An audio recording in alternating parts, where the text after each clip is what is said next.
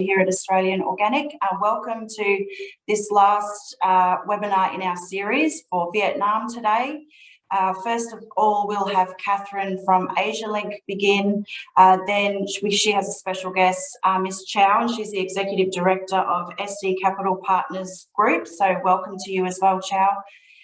Then we'll have a short break. Najib from Export Connect will then take over. He'll do a small piece and then have a great Q&A with guest speaker David Levers with a really great case study for Vietnam. Please, if you have any questions, use the chat box. You can reach out to us at any stage. Enjoy the next couple of hours. I'm sure it'll be great. And over to you, Catherine. Thanks very much, Shari. I'd like to begin by acknowledging the Yalukit Weelam clan of the Boonwurrung, part of the Kulin Nation, and the traditional custodians of the land on which I'm sitting here today. And I do extend that respect to Aboriginal and Torres Strait Islander people who may be attending this online session today.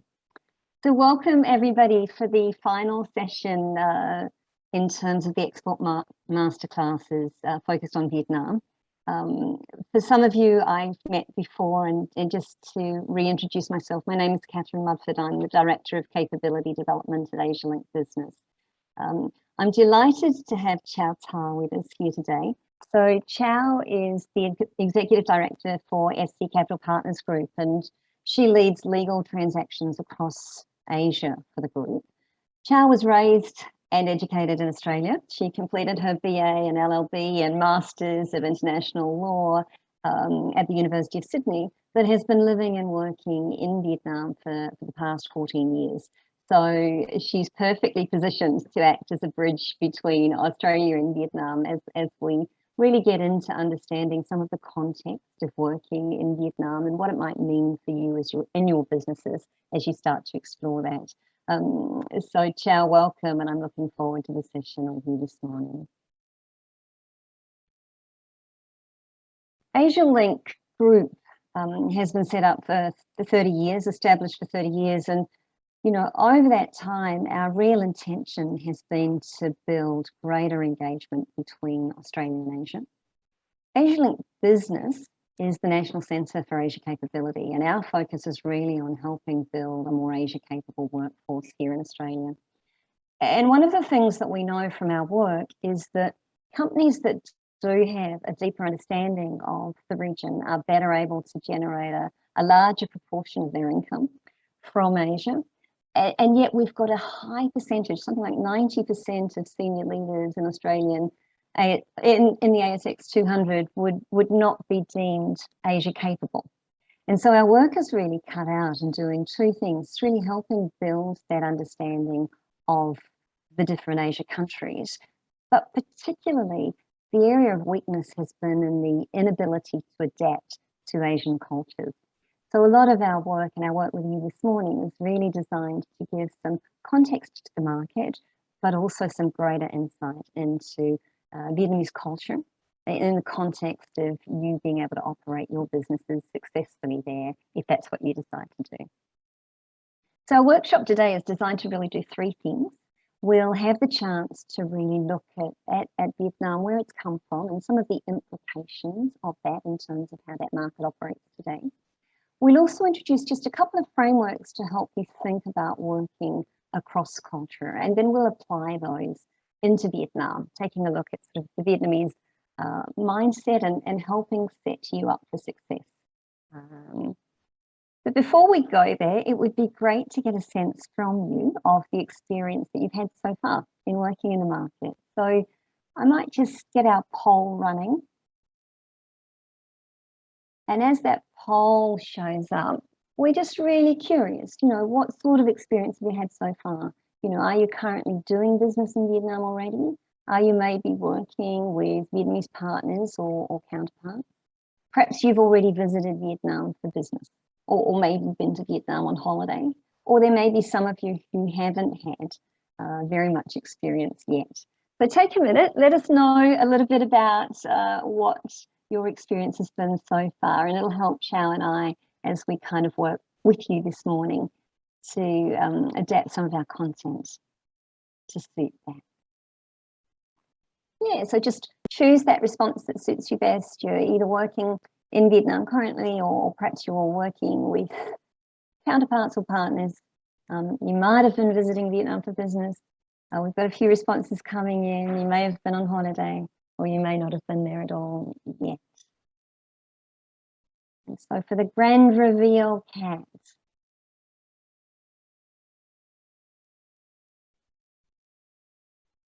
Okay, thanks so much for that. So we're seeing that the majority of you have little experience in Vietnam so far, and we've got a couple currently doing business. Perhaps you want to use the chat to let us know who you are.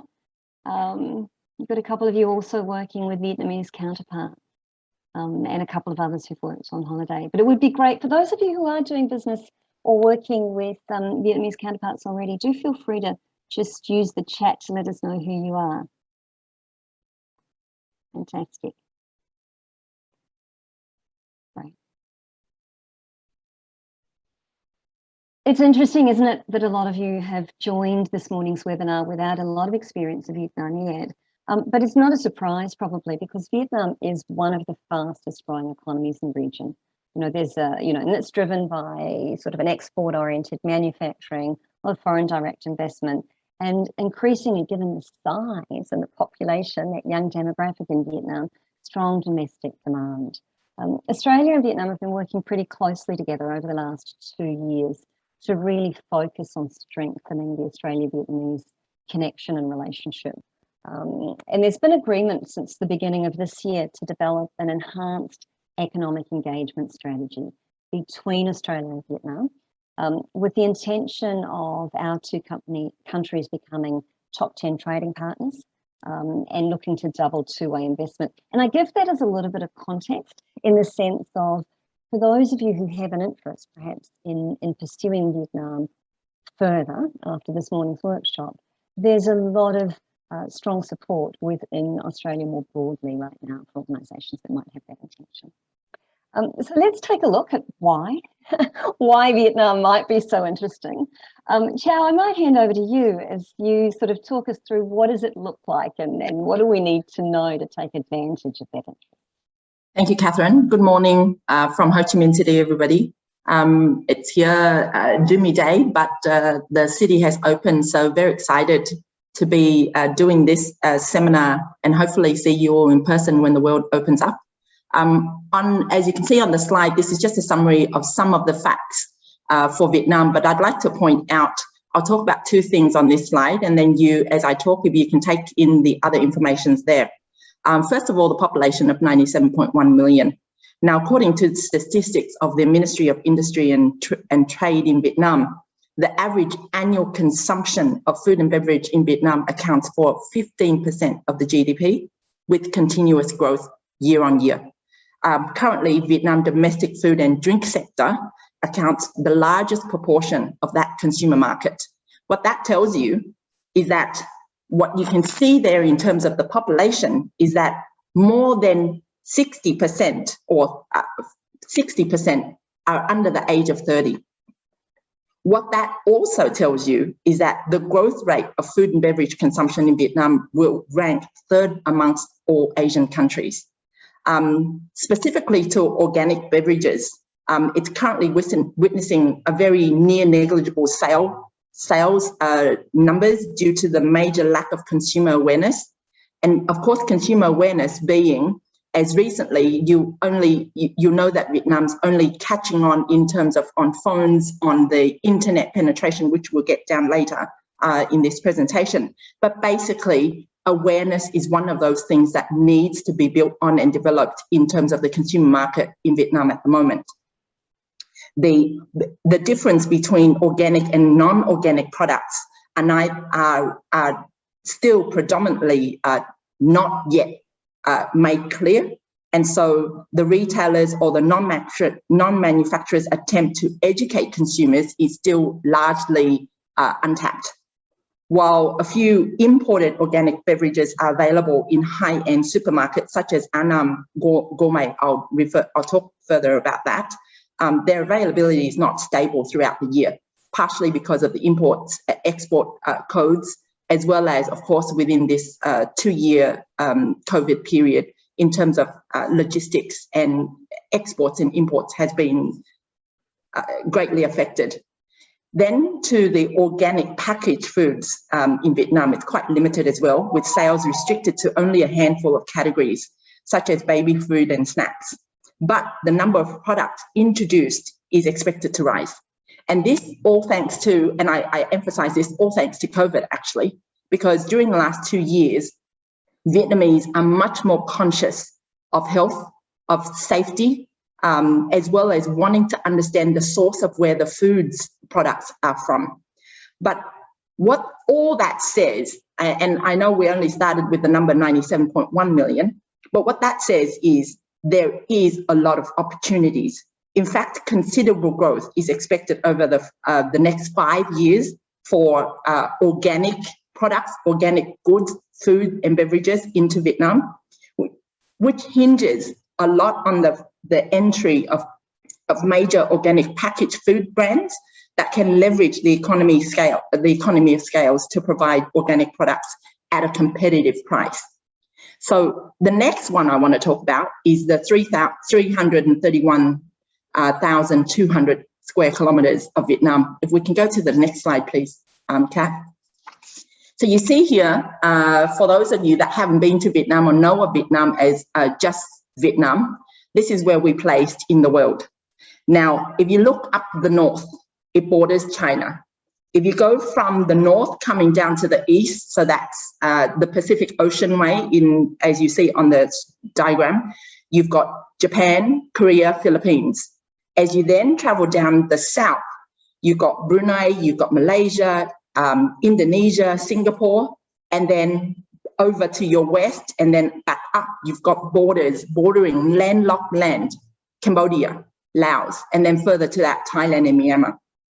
So either by road or by sea, Vietnam is strategic in terms of location, in terms of imports and exports. Next slide, please. Okay, so here, this places Vietnam in the global competitiveness scale. And out of this, you see 50th noted there. Now, 50th is regarding investments into the mobile telephone sector, connectivity across Vietnam. So what we've seen, later on, we'll talk about the penetration rates again, but what we've seen in terms of numbers, in 2017, the total number of smartphone users in Vietnam was 28.8 million. And today, in 2021, estimated 61.3 million. Imagine that number of people online purchasing via smartphones. And the trend of use of smartphones or of e-commerce in Vietnam is using the phone rather than the websites. And so 50th, I think, is only an indication. And then after this year, when all of this survey and this report is done again, that number, that ranking will definitely, Vietnam will climb the ladder. Another one to consider is that 51st, high level of entrepreneurship. Now, this is very true. For those of you that haven't been here, wait till you get here. Because as soon as you do, you can feel the vibrance, the age in the Vietnamese population, their entrepreneurship. And it actually is quite contagious. You feel that there is opportunities everywhere. And this is very, very true when you hear the numbers of more than 3,000 startups in Vietnam, making it the third largest startup economy ecosystem in Asia, with accelerators programs, incubators, co-working space. The Vietnamese cities are becoming fast-paced innovation hubs. And so just keep that in mind as we go down the slides, and then also take note, the 109th, which is on your left in the middle row, last item, 109th position, read quality of roads. We'll talk about that in the next slide. Next, please. So here, Kath, next slide. So here, the strengths and weaknesses continue. So definitely we see in the last slide that there are a lot of back please. There are a lot of weaknesses in terms of where Vietnam is competitively to the world. Kat, just go back one slide. But if we look at the strengths, while you read the notes on the strengths, I'll mention two more things in terms of FTAs. Now, this is a free trade agreements. So Vietnam in 1995 joined ASEAN. In 2007, it joined the WTO. Then since 2010, Vietnam has signed 26 free trade agreements, bilateral free trade agreements, as well as multilateral agreements.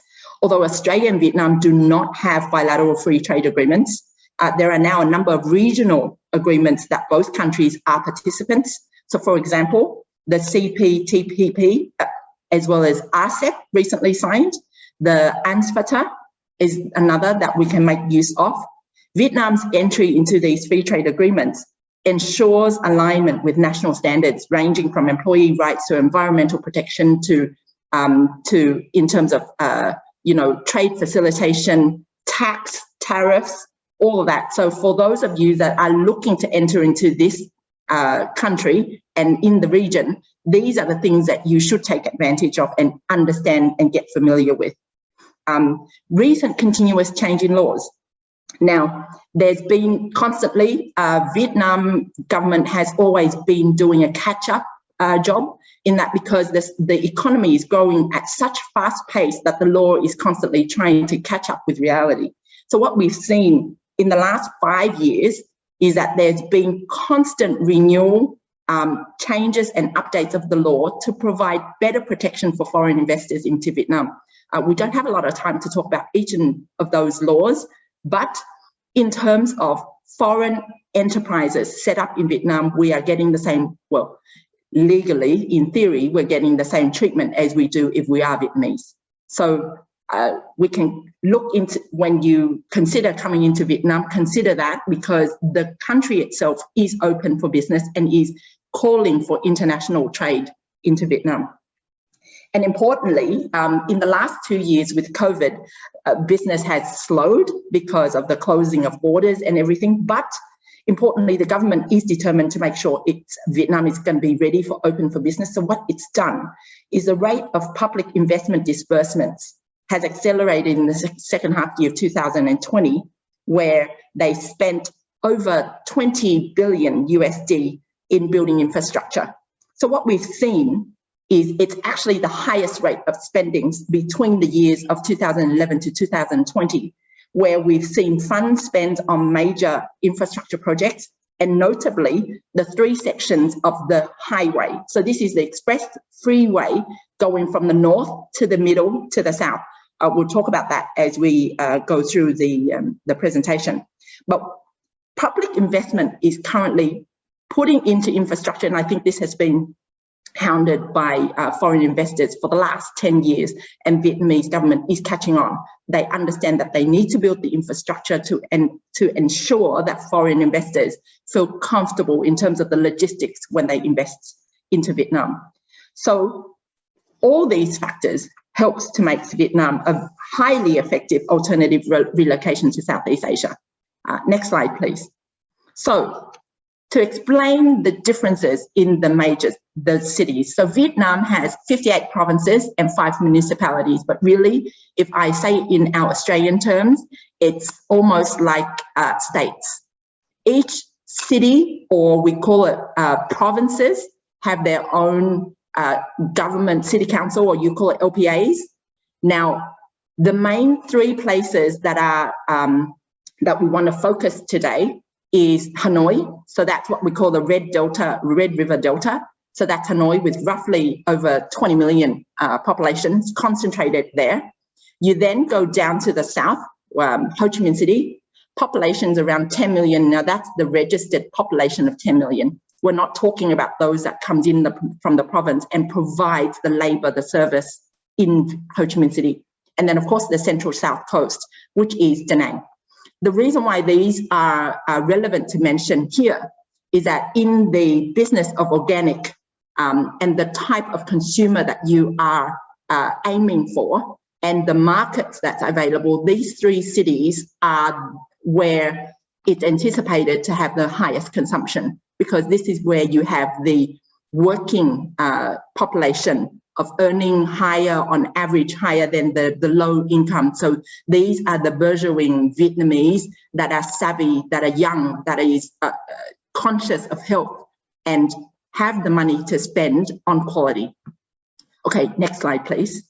So to then highlight roughly the impact of COVID as it is today in Vietnam, like I mentioned earlier, Ho Chi Minh City is now a gloomy, but it's similar to Sydney or New South Wales. Yesterday, or the 1st of October, actually, we opened to business. In the last 3 months, Vietnam, Ho Chi Minh City specifically was in hard lockdown, where militaries have come in, but what they come in for is to go around, move around to detect COVID positive cases and to then deliver food to those homes or those in need. So now all of that's now out, business is open, offices are open, shopping centres are slowly opening up. First flights from Ho Chi Minh City to Hanoi and vice versa started yesterday, and they're planning to open all routes of domestic flights by the end of this week, whereas international flights, for those that are already doing business in Vietnam, then you can come in so long as you can show that you've got vaccinations, you have the need to be in Vietnam, and then it's 7 days quarantine. Thereafter, you can move about. In terms of actually opening up to foreign travellers, foreign tourists, currently talks are looking at June 2022, but hopefully it'll be earlier so long as the rest of the world pushes Vietnam along. Then what we also see, just to bring you into perspective, as of yesterday, the total recorded new cases of COVID for the entire Vietnam is around 3,600 cases. Everybody is now likely to home quarantine, and from there, because the local health authorities are quite over capacitated, but we're all working quite positively towards an opening. So next slide, please. So in terms of business e-commerce system in Vietnam, so I mentioned the penetration rate earlier 2 times. So here, if you can look at the numbers, Vietnam is the fastest growing market in the regions of Southeast Asia, mostly driven, as I mentioned, increased income, consumer behavior, and changing lifestyle. This is because it's made up of more than 60% of those under the age of 30, and of those that we call the Henrys. I don't know if you read an article, but Robert Tran, CEO of RMBC, talked about Vietnam in the 2020. So this is an article 2 or 3 years ago, but refers to Henrys. Henrys are high earners, not yet rich. That's the abbreviation. 15% of the population are Henrys.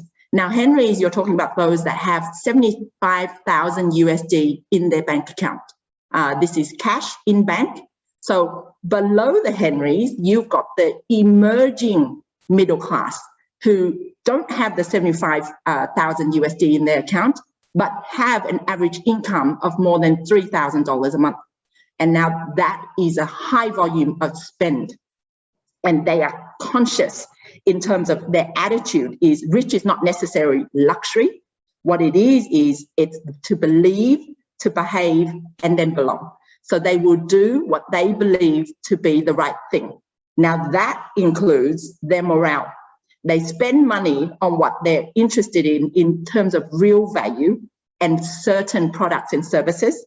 They are conscious of health, and they are conscious of environment, as well as keeping pace with what's changing around them. So keep in mind this population each and every time we talk about, or you as a business person thinks about bringing organic into Vietnam.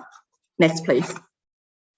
So the types of platforms, e-commerce platforms in Vietnam currently, as you can see, Shopee leads the list of 84.8 million monthly visitors. Then it's been shifted a bit in the last year because of COVID, and you can see those that has more traction.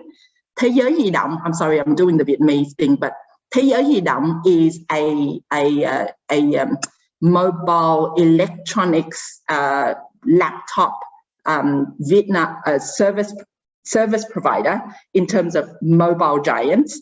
They come second in 39.89 million a month. Then Điện Máy Xanh is similar to Thế giới di động, but this is fridge and TVs and everything else. So a bit like your, what do we call them? I'll think of the name, but similar to those that we have in Australia. And they have 25.5 million in traction. Then you've got others, Lazada, Tiki. And then Bát Hóa Xanh, as you see there in green, this is one of the supermarket chains that, and I've actually thought about it and translated it. It's similar to what we call the fresh food people, Woolworths in Australia, but in a baby scale, growing rapidly. And they serve and they are trying to be green, trying to be organic, but of course, due to availabilities, the options are not all, not as broad and spreading. Then, of course, you then have others that are growing now because of COVID. They were used to be just shops that you visit, and there's a lot of branches throughout, but now all online. So we're talking about Vinmart, Vin Group, the Vin, everything Vin, a conglomerate in Vietnam that is growing, and you know of them in terms of car makers, as well as in other sectors, homes, building, real estate, for example. You then got the co-ops. The co-op mart is like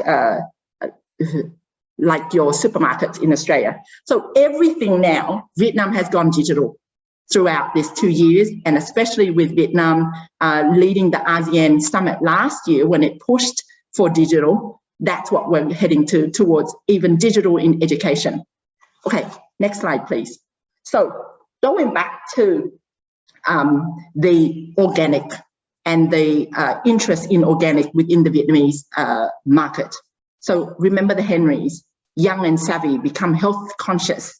So as a result, what you have is there is a high demand for health and wellness products, notably exponential increase in Vietnam. People are more aware. They want to know the source of the brand, what they're eating, what they're drinking, what they're taking into their bodies. Now, one of the key challenges in this sector are facilitating the particularly fast delivery of perishable goods, solving the last mile problems, and then, of course, reducing the high cost of flexibility or same-day delivery. That's currently, we can see being achieved so far through Grab. So Grab is another delivery motor service, motorbikes, cars, but now they also do food deliveries.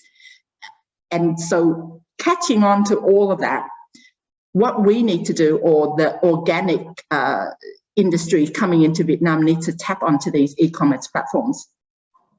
Also, what you see, I'll name a few of the organic brands that are currently in Vietnam. There's a Organica.vn, VN for Vietnam. Organica farm is the first tropical vegetable farms in Vietnam that gain a USDA, NOP, and EU organic certification. They sell online, as well as having stores throughout the 3 main cities that we mentioned earlier, Ho Chi Minh City, Hanoi, and Da Nang. Now, very proudly to say there is an Australian representation there. We've got Orla Vietnam, founded in Australia in 2014, and they opened in Australia in 2014, they opened in Vietnam 2017. Orla's mission is to make contaminant-free organic produce accessible to ordinary Vietnamese. So what they do is they actually grow these produce in the regions, the mountainous regions of Vietnam, in Da Lat, where the temperature is cooler than Ho Chi Minh City and not as sporadic as it would be in Hanoi. So they grow it there, and then they transport and they deliver to the homes as well as to the shops within those 3 main cities that mentioned earlier, Ho Chi Minh City, Hanoi, and Da Nang, because that's where the consumers are aware of organic produce. Then you have smaller businesses, they spurt up mushrooms here and there, or in the suburban localities where demand is high. You've got places called City Farm Vietnam, organic food stores, or Organic Mart. with 2 or 3 branches throughout different suburbs.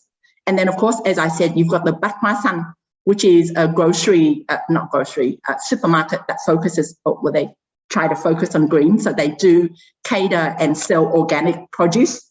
Then the Anam Gourmet, very similar to Bát Hóa Xanh, but this is for the expensive range. So you actually get the fresher, the more expensive, as well as multinational imports for the use of mainly by expats or those above the Henrys, those that are actually the rich Vietnamese that are very conscious of health and want to be safe.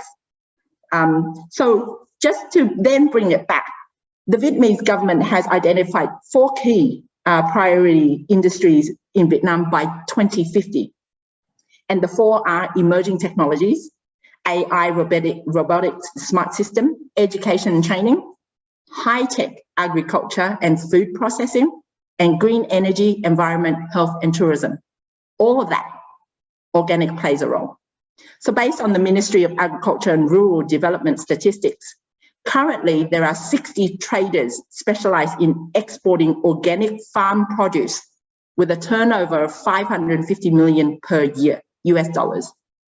46 out of 63 provinces. So when I said 58 plus 5, earlier when I explained the provinces and the cities, 46 out of 63 of them are involved in organic production. And this is because 46 of 63 of them are in those areas where the weather is suitable for growth. In fact, there are calls at the moment for stronger efforts from the authorities in raising farmers' awareness of the significance of modern agriculture production towards sustainability, to implement measures required so that it can bring Vietnamese production standards to international standards. So, for example, statistics from the Hanoi Department of Agriculture and Rural Development, Hanoi has been operating 141 supply chains of agroforestry fishery products that helps to distribute nearly 1,380 safe and high quality organic products to supermarkets throughout Vietnam. What this says to you is the Vietnamese government is pushing for this change and awareness in sustainability, in health and safety, in food products. And if you go to each of those localities, of the 46 to 63 localities, and if you are one of those producers or manufacturers that focus on organic, these, when you go here, they will welcome you, because what they want is they want to learn of the skill sets, the standards, the methodology of how do we do it best in Australia. And we'll talk about the Australian brand shortly, but this is much craved for in Vietnam and needed for in Vietnam at the moment. So the opportunity here for organic isn't just to import or grow in Vietnam for use in Vietnam. What you need to remember is there is a huge potential of exports to other countries from Vietnam. And recalling the FTAs that I mentioned earlier, and recalling the S, you know, where Vietnam is strategically sea and road. All of it is open and is ready for you to use and abuse in terms of production, use, export from and to Vietnam. Next slide, please. So perception of Australian products. Now, the Australian brand, and I say this being an Australian Vietnamese and being here for 14 years, we see the Australian brand grow. And today, the Australian brand, when speak of Australia, people think of reliability, people think of high standards, and this is high standards. When we say it here, it's with proper procedures, and that they all know, and this is so true, especially, so for example, there is a Vietnamese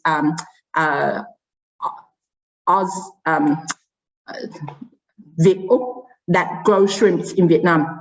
They import live shrimps into Australia. And for them, and this is true for all Australian or all Vietnamese businesses that wants to import into Australia, if they can meet the certification requirements of Australia, they can import anywhere. That's to say our standard is the strictest, but also is the one that Vietnamese producers and exporters always look to, because to them, that's a standard that is reliable and trusty. And to them and to Vietnamese, Australians are a friend. We're not a foe, we're a friend. When they think of us, it is easy to deal with. So when you compare us, Australians, to say the Americans, it's always a comparable one where Australians are amicable and Americans are litigious, right? So the way you get into a relationship, you negotiate a contract, even that the demeanor of a relationship commencement is already different. And so for Australia, for Vietnamese, and you'll know this if you come back, a lot of Vietnamese around in the age of the 40s or the 50s that have children, most of their children are educated in Australia or in Australian schools or by an Australian institution in Vietnam, one way or the other. So, and Australia is the closest in terms of vicinity compared to the rest of the West. Okay, so the Australian brand, meat, wine, anything to do with food, anything to do with vitamins, vegetables, milk, dairy is a priority for Vietnamese. Okay, next slide, please. So here, okay, I hand it back to you, Catherine, for a while. Yeah, thanks, Chow. And we've had some questions coming through, Chow, as you've been sharing. I think it's raising lots of really interesting perspectives. So we have a question from Van Kien Nguyen. So Vanna asks, when you think about that large number of startups, could you elaborate a little bit? How many are successful and are able to continue, and how many of them end? Okay. Yes, in reality, Vietnam is a maturing. It's in its infancy in terms of startups, and then for the platforms or the infrastructure to promote and to support startups in Vietnam, like any emerging market, is still very, very young. So that's to say, out of the 3,000 startups that I mentioned, probably a half would disappear. Of those, they might merge into each other, or they might form different, groups. But that doesn't mean that there are no other new startups. And the reason why I mentioned the startup, and that I think is a totally a bigger topic to discuss separately, but what that says is the entrepreneurship of the Vietnamese people is that they're constantly thinking of ways of doing business or ways of improving business or easily accessible to the consumers that are out there wanting and needing the service. So we're talking about phone penetration of 61 point something million people using the phone. Now, Vietnamese are so familiar with apps. So long these startups, and if you see, a lot of them are actually in the tech startups, right? EdTech, FinTech, food tech even, but everything is online. So I haven't answered entirely your question. Yes, the startup ecosystem here is still in its infancy, but all that says is there is a huge potential in Vietnam for growth.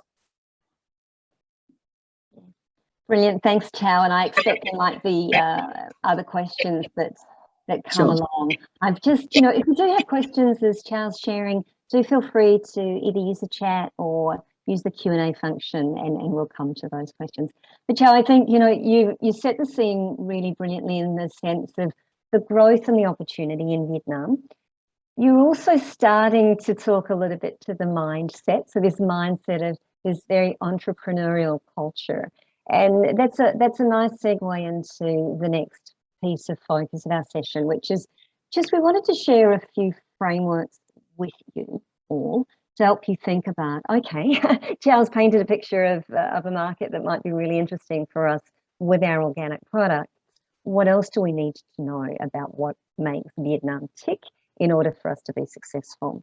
So we just wanted to share a very simple framework that might get us started. And so the framework that we wanted to introduce you to is just a model that helps us go beyond being smart, beyond, you know, that high IQ, beyond being socially connected with our EQ. It starts to think about, when we work across cultures, when we work globally, what else do we need to have in our tool bag in order to be really impactful? So cultural intelligence, or CQ, is that ability to work in a culturally diverse situation, a culture that's different to the one that you grew up with or had experienced most. And when you think about people who are really good at doing this ability to kind of understand and navigate across cultures, often if you think about that person, you'll notice that typically they're really good at three things. They're really good, first of all, at just watching and noticing. So that knowledge of other cultures. So they notice and they see what's different between Australia and Vietnam. The second thing that they do, though, is they've noticed that difference and they kind of stop and they go, oh, that's interesting. I wonder why. You know, there's that little bit of observing and interpreting. And so being able to notice and read what's going on. And the third thing that people who are really good at working in different cultures do is that they go, well, now what should I do? So they have this ability to take what they're noticing and why that might be going on and change that into the way they do business too. So they start to go, well, what would I do differently if I want to be more impactful when I'm working with partners in Vietnam? If I want to truly understand my consumer and build trust, what might I need to do? And so I guess for you all, as we start to think about building that muscle of cultural intelligence, this framework of just noticing, the watch, kind of then going, so what? What's going on? Being a bit curious around how to make sense of that, and then building up some skills to help you be more successful is a framework that's really useful. And we're going to give a couple of examples of how that might play out.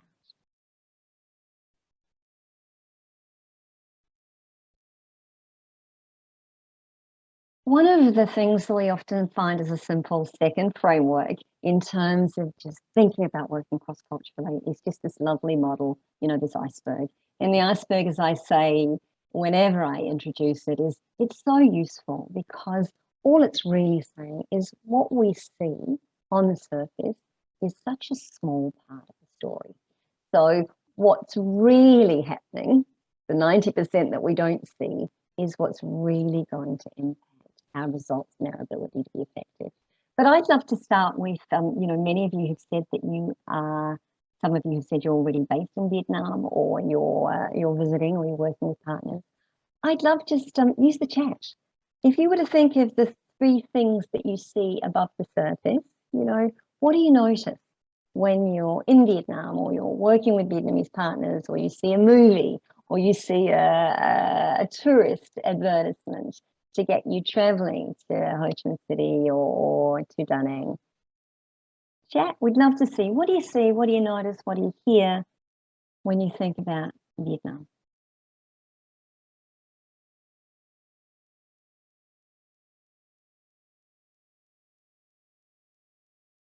Thanks, Alex. Smiles and laughter. So that visual, physical, smiling, laughing culture. I love that.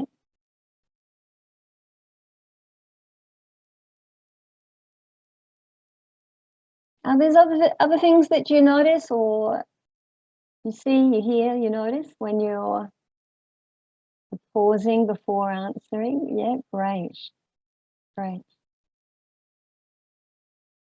Chao, you've been in Vietnam for 14 years now. Maybe you can share a little bit about what you first noticed, that sort of above that 10% of what did you see, what did you notice when you first started? People are very polite. So yes, it's the smiles, it's the friendliness, and I think that hinges on the fact that they are polite and they quite open. And I think it's the mindset of the Vietnamese always is very open to opportunities, open to friendships. So what you get is a very friendly welcome in Vietnam when you arrive. So that's on the surface in terms of how I think the rest of the world sees Vietnam is a very friendly nation, you know, people that are ready to help, for example. Yeah, great. I noticed when I was living there too, Chow, you know, a lot of focus on family. So you'd be out, there'd be big groups, you know, from parents to children, eating together, very communal sort of way of being. That was something that really struck me. And I guess, of course, the other thing you notice is the busyness, as you say. So if you're in places like Ho Chi Minh City, just the pace, the bikes, the noise, all of those things are things that sort of really sort of touch the senses. You notice those kinds of things as well. But Chow, you know, now that you've been living, working, spending time in Vietnam longer, if you take what we see, you know, the smiles, the friendliness, the open to friendships, this polite, what's really going on? What are some of the things that drive that below the surface? Right. I think a lot of things, but the most important thing that I think leads and then cascades down to everything is face and reputation. I know we hear that a lot in Southeast Asia, face and reputation, but what does that mean? Face and reputation, and I'm Vietnamese born Australian, so I grew up in everything Australian way, and then I came back here 14 years ago. I'm still learning. I think I'm Vietnamizing, but still learning. So in terms of face and reputation, it's actually the crux to building the relationship. And when we talk about building relationship, we're talking about professional as well as the social, the outside of the work relationship. When you give somebody's face, that means you give consideration. And I know I'm speaking the obvious, but we don't pay attention to these things, right? When we act, when we do. But when you're considerate or you understand the position of the other person, then that is to Vietnamese, you're giving them face. So for example, I'll just say, for example, and we'll talk about this later, but if you're in a meeting and somebody said something wrong, now it depends on who's there in the meeting. You wouldn't call that person out in that meeting, because if you do that, that's face. That's not protecting their reputation. What you do is you pull them aside and you tell them, but you wouldn't say it up front because that's confrontational. So it's focused on community, family, the hierarchy, the status. So this goes down. So the face goes down to the hierarchy as well. Even if that person is, there's so many different layers in the community here where someone might be older, but not in a senior role than you still need to give them face. If somebody is younger, but in a higher role than you still need to give them face. So it's all the time, keep that in mind. It's that face, it's the respect, the mutual back and forth respect that builds the relationship. And so as we go down, all these will come down to that, because in the end, and Kim wrote in the group chat, is that once you help a Vietnamese once, you got them for friend forever. And that's actually true. And we'll go through some of those concepts as we move down. Great, thanks for that, Chow. So I guess what we're hearing you say is the things that we see underneath, and we'll talk about them a little bit more in terms of the importance of kind of relationships and kind of the hierarchy and what goes on. But all of those need to be navigated in really special ways to make sure that we ensure somebody has face, that they're not made to look less or to feel less or to be less. Yeah. I liked these examples that you had been sharing with me earlier, Chow, just some of the contrast that we might see between how things are done in Australia and Vietnam. Right. So say, for example, let's talk about that boardroom. So we go back to that boardroom again. So what we're familiar with in Australia is in a boardroom meeting, and we call, a groups meeting. Let's just talk within groups rather than across partners to partners, but just even within the company, we have a group meeting. People don't cross-talk. What I mean by don't cross-talk is I myself don't then talk to the vice CEO across the table. It's followed, it's quite formal. And in those meetings, in board meetings, in meetings generally, it's to communicate an idea. It's to communicate a decision, but it's not where decisions are made. Whereas in Australia, that's where decisions are made, right? You discuss the topics, you go through the pros and cons, and then you decide there, and everybody goes off and do their thing. That's not how it works in Vietnam. And then you see the picture next to it.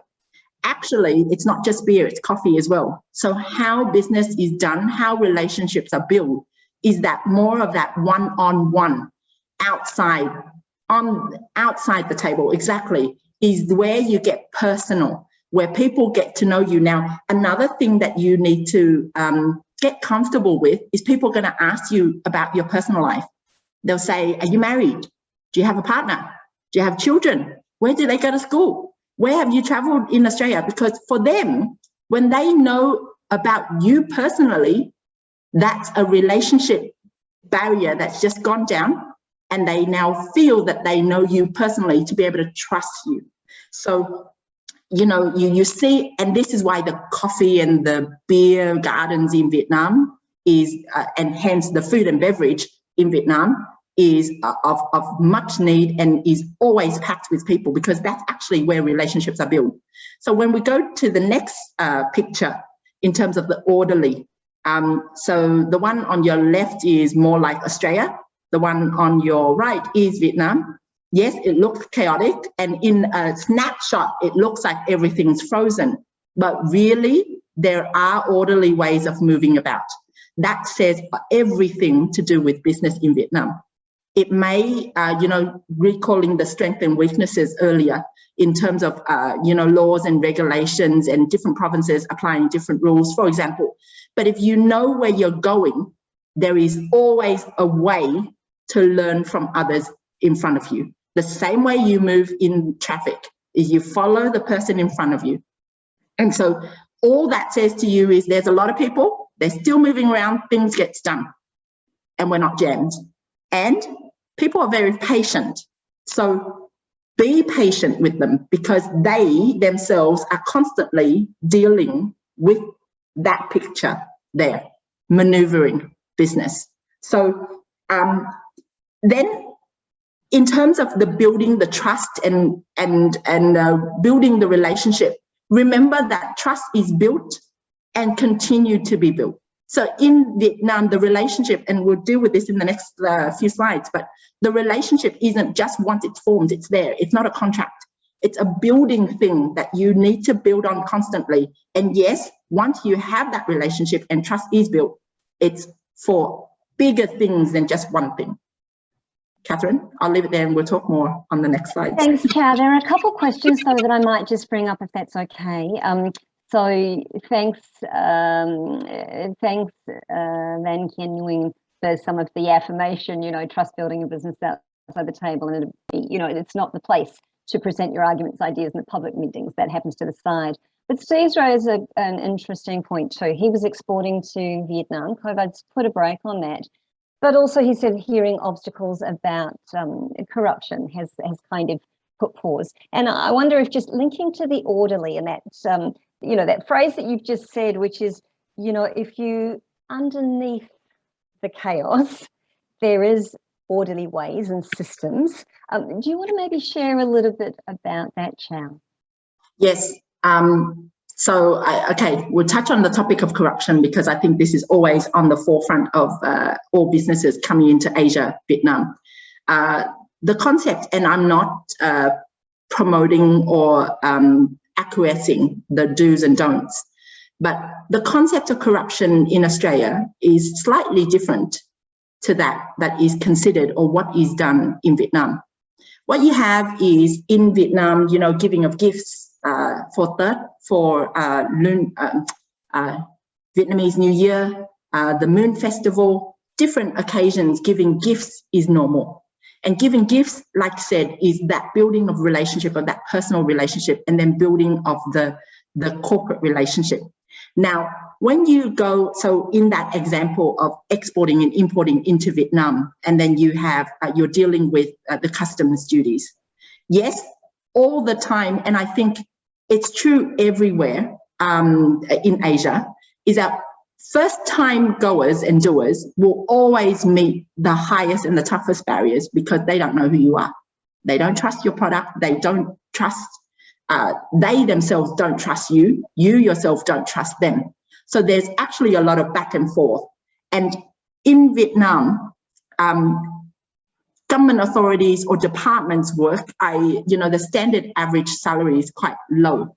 So you're talking about 2 million per month. Now, 2 million Vietnamese dong. This is for government officers, workers. That's roughly $100 a month. So we're not talking about, and I'm not condoning, nor am I saying this is what you do, but there are, for businesses like these, once that relationship is established, now how does it get established? That depending on your code of conduct, depending on how comfortable you are, but I'm not talking about corruption, I'm talking about familiarizing with the steps, because in each and every process of importing into Vietnam, every person deals with different departments or roles and capabilities within that chain of importing. So you need to understand or familiar or befriend with each of those layers and levels, because each of them works differently internally, report differently to different groups.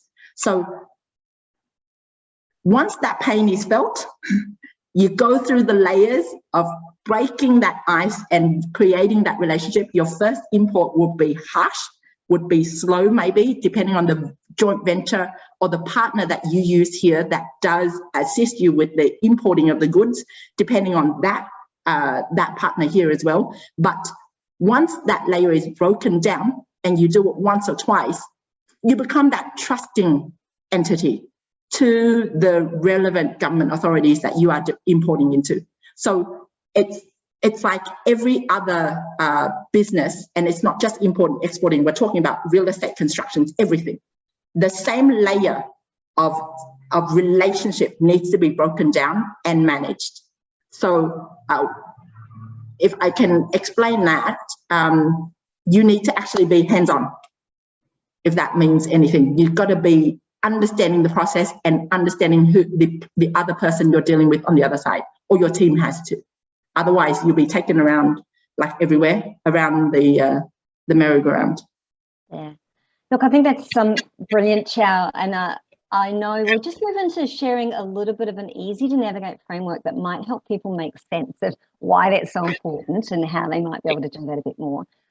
Look, I'm conscious of time, Chow, so I think people would love to hear some of these examples, the what they can do to help be more effective. Right, so as you can see here, the summary of the things that you do, but you see here, be reliable and trustworthy. Now, reliable and trustworthy is a two-way.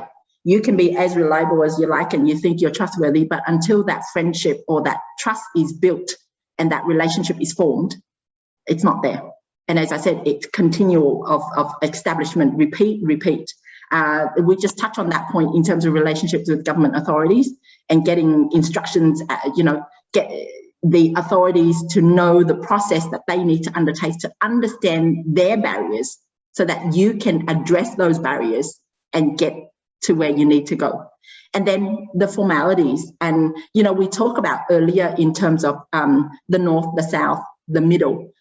There are so many differences within Vietnam itself. So even the simplest is, Vietnamese wear áo dài, Vietnamese women wear, the Vietnamese áo dài. But in each of those regions, the áo dài are different. They're not the same. The weather is different. In Hanoi, you have 4 seasons. In Da Nang, you are likely, this is where all the tourists, where the resorts and hotels are mostly seafood concentrated. And then down to the south, you've got 2 seasons. The raining, the rain and the heat. That's it. So when you go to each of these localities, there are differences in how they act and react. So the same way with formalities. In Hanoi, this is where the government offices are. So everything is much more formal. Everything is, in terms of appearance, and face is much more important in Hanoi. Whereas in Ho Chi Minh City, this is where the entrepreneurs, where business is being held. And this is why also, I don't know if you know if you notice, but the Australian embassy is in Hanoi. and the Australian Consulate General is in Ho Chi Minh City, specifically that, right? Business, government.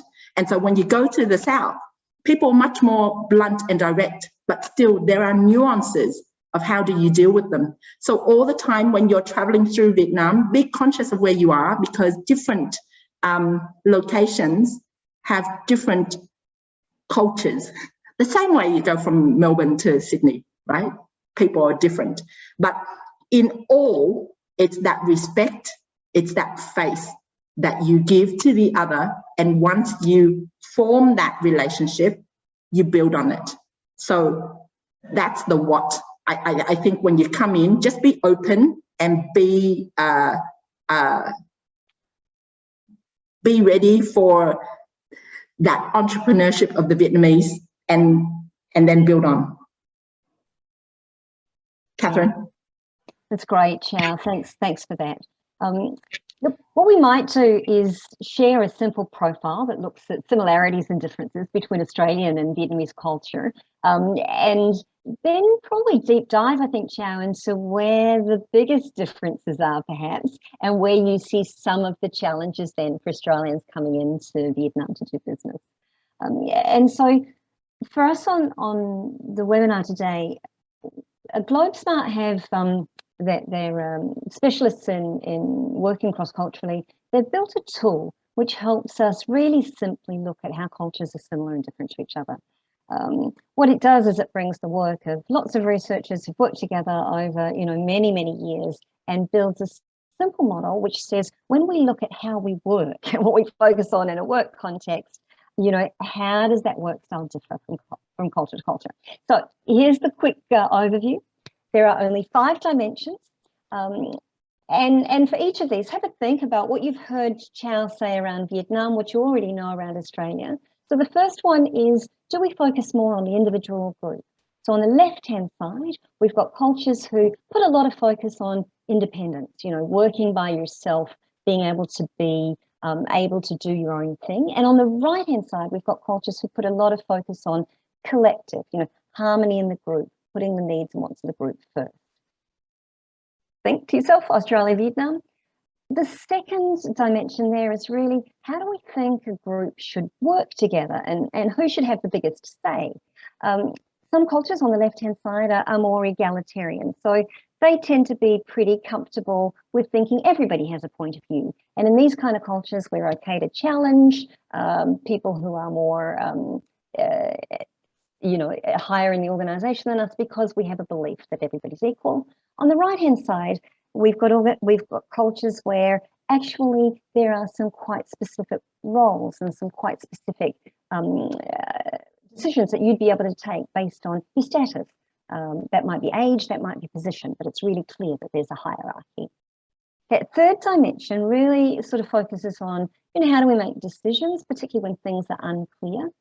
Some cultures on the left-hand side value that ability to take a risk. And so this is about wanting quick results. It's around wanting flexibility. It's about thinking that speed is better than thoroughness.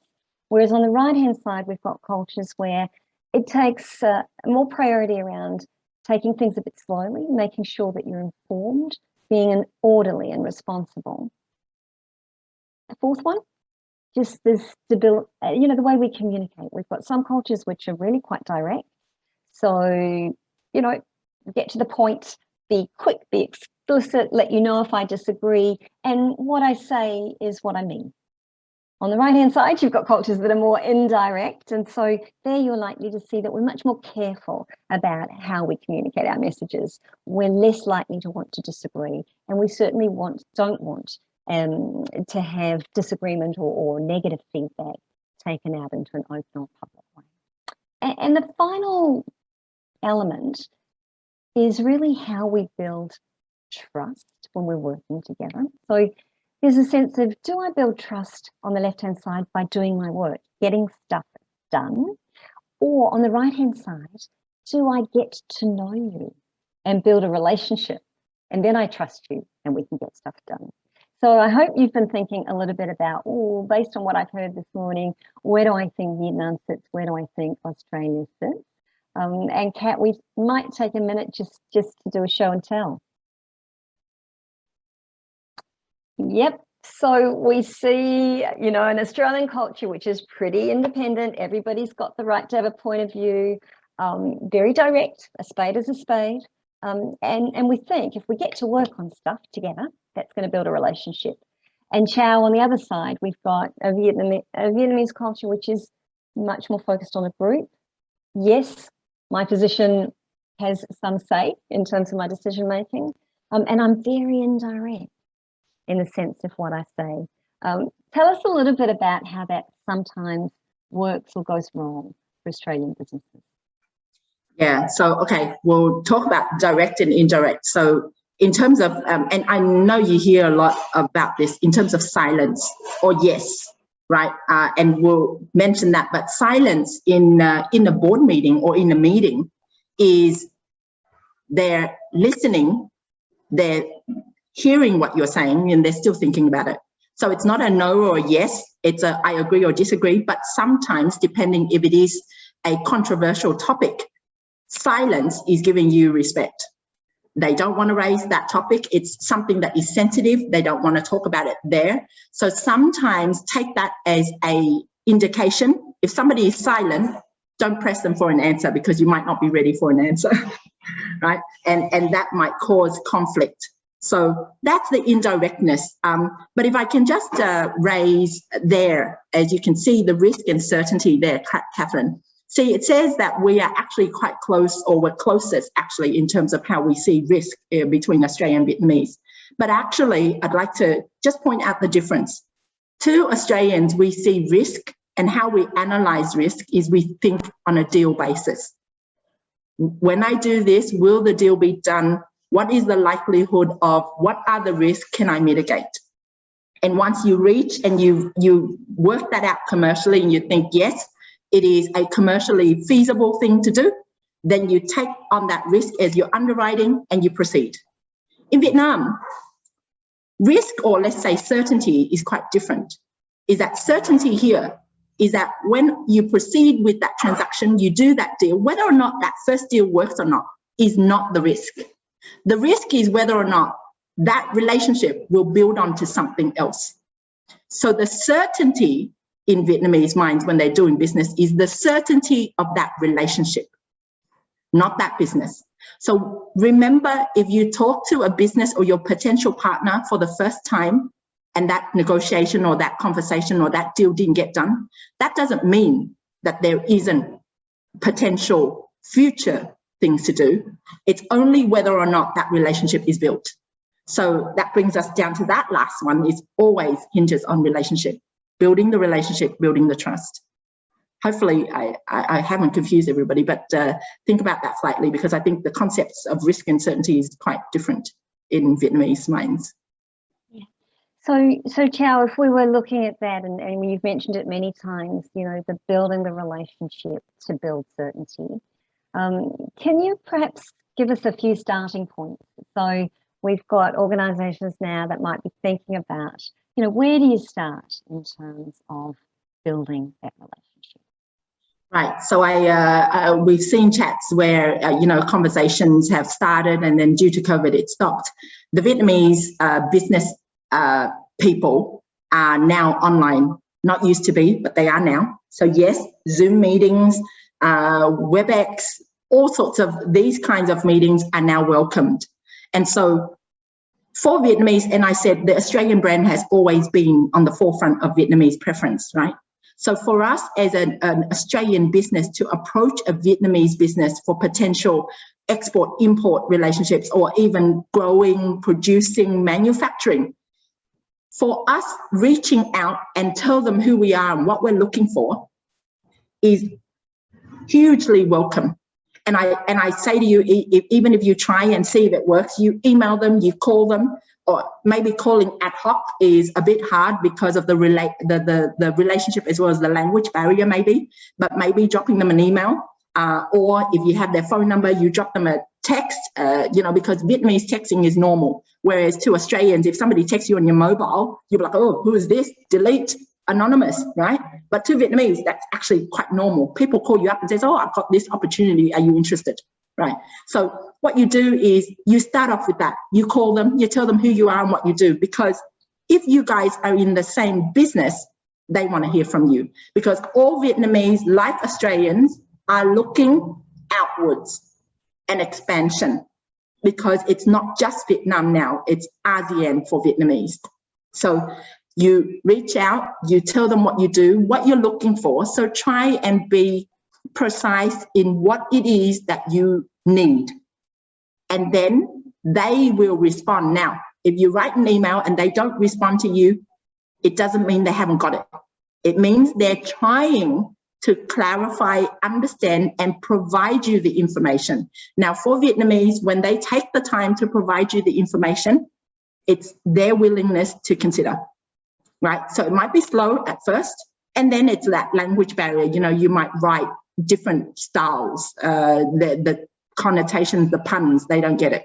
So be patient in that first few communication. Silence is not a no. Silence in emailing, responding means they're giving it consideration. Otherwise, they'll give you a straight no. Yeah.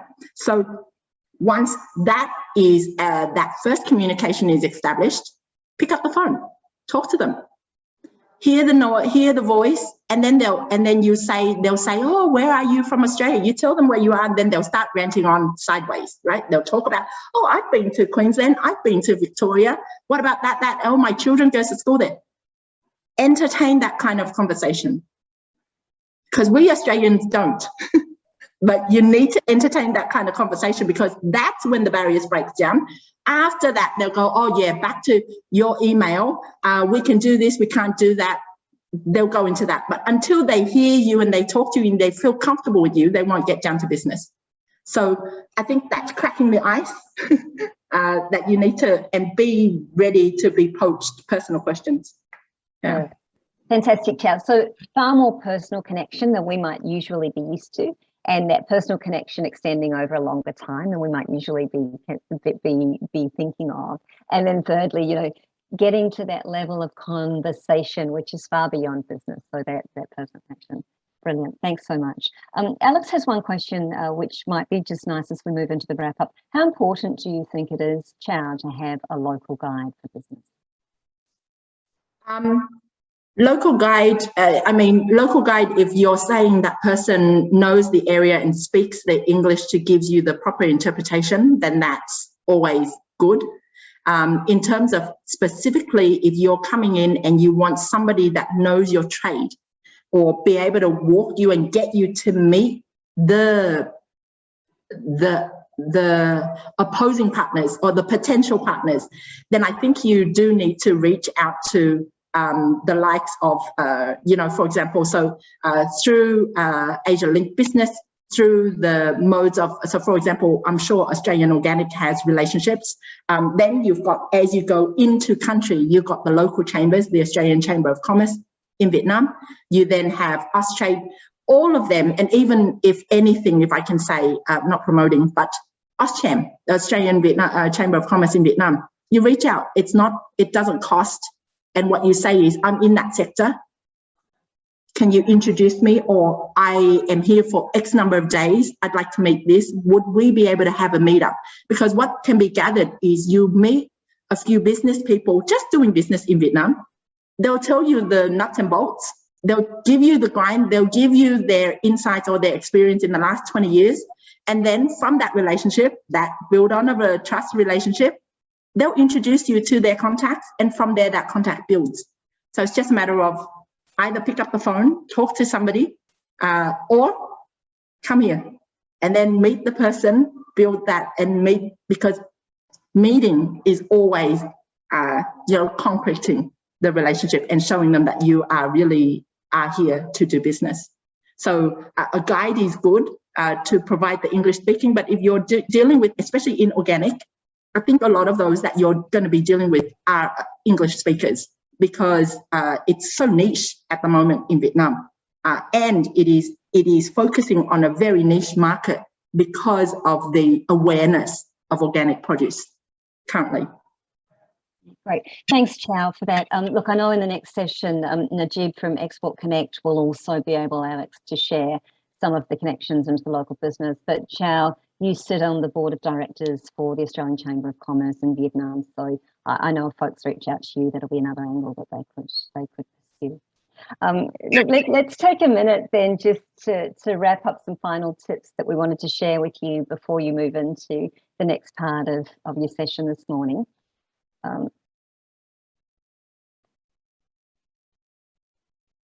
And I guess, Chow, you've done a beautiful job of talking about, you know, the need to build trust and regularly communicate, you know, the fact that there are no shortcuts to building trust. So for Australians, being a bit more patient than we normally are might be important. The networks and the building rapport, as well as some of the gift giving. You've just said technology and video conference calls aren't a substitute for in-country visits, but you know, it's tough for us right now. You've mentioned using text. Are there any other sort of digital channels that you might would use? Okay, yes, there's so many. But in Vietnam, the most commonly used is Viber, WhatsApp, Zalo. So Zalo is like your WeChat. If any of you doing business in China, you need to have WeChat, then Zalo is your Vietnamese version of that.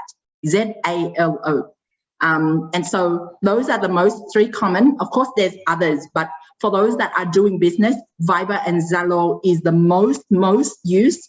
And then WhatsApps when they're more kind of like me in terms of, you know, Australian, ASEAN, Vietnamese.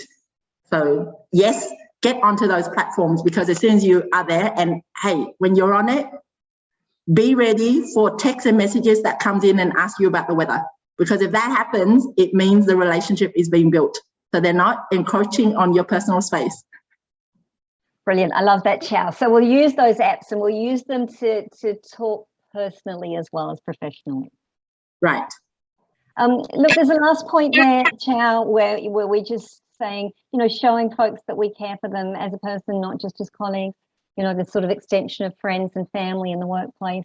Any final tips that you might sort of share around that would be useful for us to bear in mind? Yeah, as soon as you do business in Vietnam, or you have a business partner in Vietnam and they invite you home for dinner, that's it, your family. And the business relationship, and that relationship is much more than just the business that you're doing business in with them. So if that's a sign, and I know Kin said this earlier in the chat, but if that's a sign, and Vietnamese are always very appreciative and they always remember those that help them. So when we say the word help, it doesn't mean give freebies, right? But help meaning there is a business relationship where it's a win-win, where you give, I give, you take, I take. And so for Vietnamese, and this is why I keep on saying this trust and this relationship building, right? Because once you're there and you're considered family, it's not just business, it's family in every way. If ever your entire family comes to Vietnam for a holiday, I swear they'll take you in their home, they'll feed you much more than what you're normally used to, they'll take you out. And this doesn't just happen in Vietnam. If you have Vietnamese families who are friends in Australia, in the US, in Canada, and you go and you visit them, exactly the same thing. So it's very cultural. And so and I know a lot of Australian families that comes back from Australia to Vietnam visit us, and we do the same, and they're really shocked, right? Or they'll say, no, let us pay. In my country, I pay.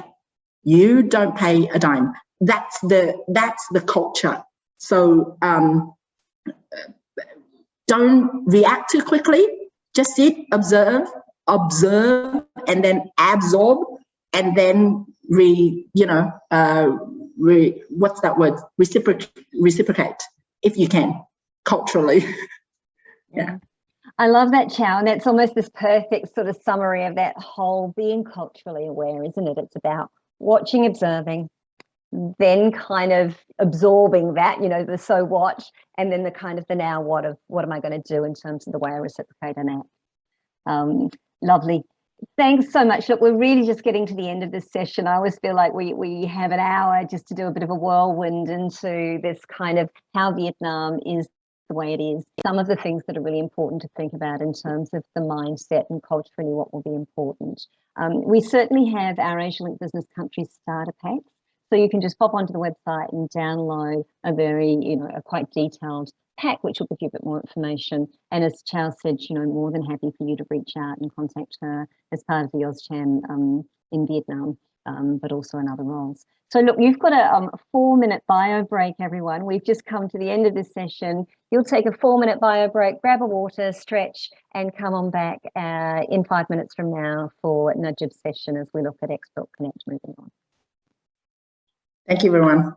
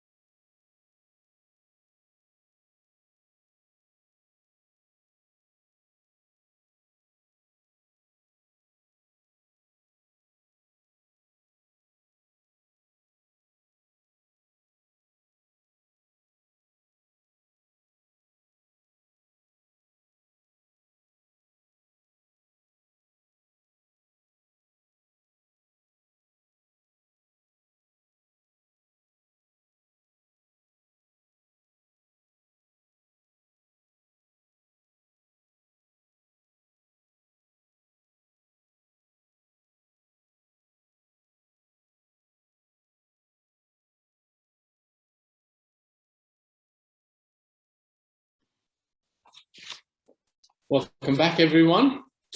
Let me just move this to the side. And thank you to the Asialink team for another insightful cultural session about the Vietnam market. Thoroughly enjoyed that experience, so much that myself of what was shared in that presentation.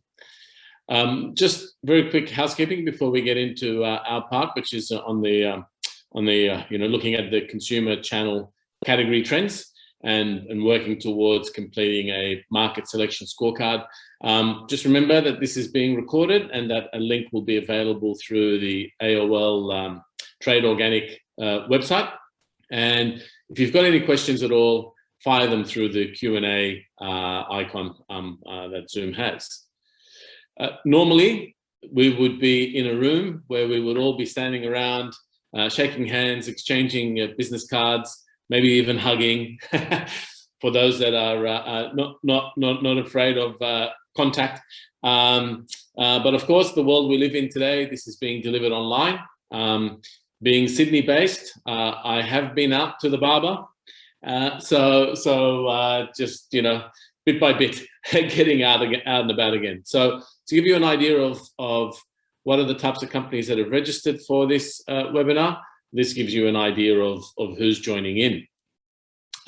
As you can see, not just all from Australia, but we also have participants from other parts of the world.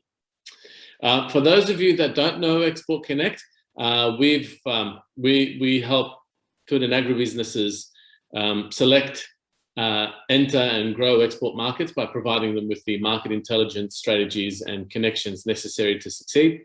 Since founding 4.5 years ago, we've delivered over 230 projects for more than 145 clients, helping them to get into more than 20 markets. We've delivered over 100 workshops, most of which now have been delivered online. And, you know, thankfully, we've received 100% recommendation on all the workshops that we've delivered. A statistic that we're very proud of is the fact that last financial year, 55% of our projects and 60% of our revenue was from repeat work, and 70% of the balanced projects that we delivered were referred to us. Really happy to see that some of our clients are actually sitting in on this meeting as well. In terms of the agenda for today, we're just going to quickly cover the market selection factors. I think about a third of you have attended some of the other AOL organic workshops, export workshops that have been delivered. And so I normally start with this just to give the context of why we're sharing the information that we're sharing. And then I'll go into the key economic and demographic indicators. We'll have a look at some consumer, channel and category trends, along with some trade data. We'll reflect on what competitor factors we need to consider when trying to understand what our unique selling proposition will be in the Vietnam market. And then we'll actually have a look at a handful of brands across each of the categories most represented by the companies that are attending this webinar. We'll then just show you what the market selection scorecard looks like as a guide, and then make you aware of what support is available. Following that, we're fortunate enough to have a Q&A session with David Levers, who started with Export Connect only a month ago. You know, I'll ask him to introduce himself when we get to that point. But why I'm asking him to join us live on this particular webinar is because the last market he opened for his previous employer, Bubs Australia, was the Vietnam market. So his experience there is unbelievably current. So market selection factors. So what do we need to consider when deciding which markets to go to? Now, we know when we work with exporters, large and small, okay, this isn't just about small food and agribusinesses. This is a challenge for large exporters, big businesses as well, is the fact that they have limited resources. Either it be the number of staff available, the cash available for cash flows, the connections and networks that they have. And so in order to open export markets strategically, you have to be very, your approach to which markets to focus on has to be very considered. You need it to be evidence-based. You need that to help you decide, okay, of the limited resources I have, I'm going to focus on this market because of these factors, 1, 2, 3, 4, 5. So what are they? Well, we need to see the economic performance of the market. We need to see if the demographic fits the brands and products that we produce. We need to look at consumer trends. Are we meeting consumer trends? Are we going to be driving the consumer trends, or are we laggards? You know, we need to look at the market size and market growth prospects, right? We don't want to be looking at a declining market. And we want to look at market size in balance. So a large market that's not growing is not as exciting as a large market that is growing.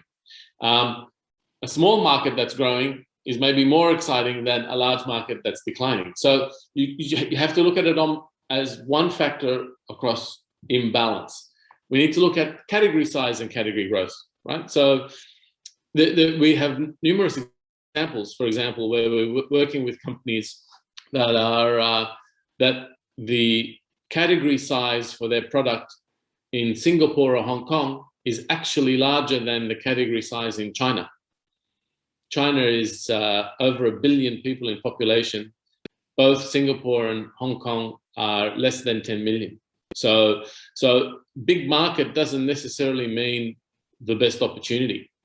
You need to look at category trends, channel trends. Is your product suited to food service, e-commerce, retail? What's going on in this space? Is it leaning towards convenience? Are you meeting those trends? Is your product, are the trends, I mean, we heard a little earlier from Asialink talk about the trends towards health and wellness, and that's certainly all the research that we see demonstrates that way. So are you meeting that trend?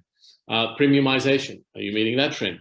You know, how are you tracking? You need to consider this and score it. Is there dispersion in the market? Are there, like in Australia, is there just a handful of retailers that dominate the retail scene, or Singapore for that matter, or even Hong Kong? You know, in Hong Kong, the Dairy Farm Group and A.S. Watson Group control 66% of the organized modern retail in the Hong Kong market. So you got to look at trade data. Where is the market that you're studying sourcing their products from? And for your category, where is it predominantly being exported? You need to look at these factors when assessing which markets to go to. You need to have a look at market access in terms of registration, in terms of certifications, you know, free trade agreements. Are we getting an advantage? I mean, we just prior to this webinar had a meeting with the Philippines market, and one point that came up about the Philippines was that, of course, it's a very strong US-centric market. However, the US does not have a free trade agreement with the Philippines, whereas Australia does. And so often, while our product is more expensive than the American products, the FTA benefits brings us back to a level playing field. So consider all these factors when thinking about markets. And the other factor that you need to consider is your competitors, right? Undertake a thorough competitor review to be sure that you are different to what's in the market, or you are presenting value for money. If one thing, you know, if there one point that resonated super loudly from the Asialink presentation is value for money. Vietnamese are looking for better for you products, more premium products, but at the same time are not prepared to pay anything, you know, any amount for it. They need to see the value in it. So let's have a look at the demographic indicators, the key demographic indicators, first of all. Now, Vietnam, so we compare it with Australia just to give it some relevance, relativity to most of the participants on this webinar. So the Vietnam market's 97 million, has a population of 97 million, ours is 25 million. The important thing to note in this is that their urban population is 37%. So given that Australian products will generally speaking be sold in modern retail and modern restaurants, modern retail and modern restaurants are normally found in urban areas. You, generally speaking, don't find much of it in regional areas. So while you've got 97 million people, you can immediately discount 66% before even spending another minute thinking about the Vietnam market, because there will never be a consumer of our product. It's just the availability for them to be able to buy it is not there, let alone their capacity to be able to spend it. Population growth is marginally higher than Australia. And the Human Development Index, why this is important is that it takes into account education levels, life expectancy, gross national income per capita. So it just gives us sort of a general sense of, you know, Australian products, generally speaking, are going to require a consumer that is a little bit educated, that is reads and understands the benefits of all natural, functional, better for you type foods. And so Australia is ranked 8th in the world with the Human Development Index. Vietnam is ranked 117th, which puts it sort of a little bit below the middle. What I will say, though, is that education levels amongst the younger Vietnamese is growing quite rapidly. And so we're seeing, and I think in the Asialink presentation, they shared the comment that it's the younger consumers that are the ones where the real opportunity is going to be for Australians, which is fortunate because such a large proportion of the population in Vietnam is under the age of 30. From a key economic indicator perspective, GDP, we look at GDP. So Vietnam, despite being a much bigger population and a much bigger market, it actually has a much smaller GDP, which when translated to GDP per capita puts it at only $2,000 per market. So again, when you're assessing markets against each other, you have to understand what is the actual potential, like how many consumers can we actually touch? How many would be prepared to spend on a premium product? So go back to the point of, while there's nearly 1 million people living in Vietnam and almost 6 million people living in Singapore, what number of consumers would likely to be willing to buy our product? So depending on your category, in many instances, it's probably going to be Singapore.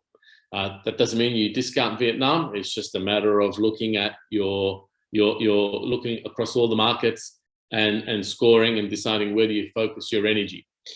We know that the GDP growth rate in Vietnam is pretty good, 6.6%. Coming out of COVID, Vietnam, generally speaking, handled COVID well. And we look at the ease of doing business and logistics performance indicators. And Vietnam is sort of around, logistics performance indicator is fairly good, top 25%, and ease of doing business is around the middle, which is also pretty good. So if eventually you decide you want to open up an office in Vietnam, or just a general dealing with the Vietnamese, you'll generally have a good experience. From a consumer characteristic perspective, there are quite a few similarities between the Vietnamese and Australians. So we're both seeking healthier lifestyles. We're both convenience seeking, busy lifestyles. Where education levels amongst the young in Vietnam is growing. Australia has educated professionals.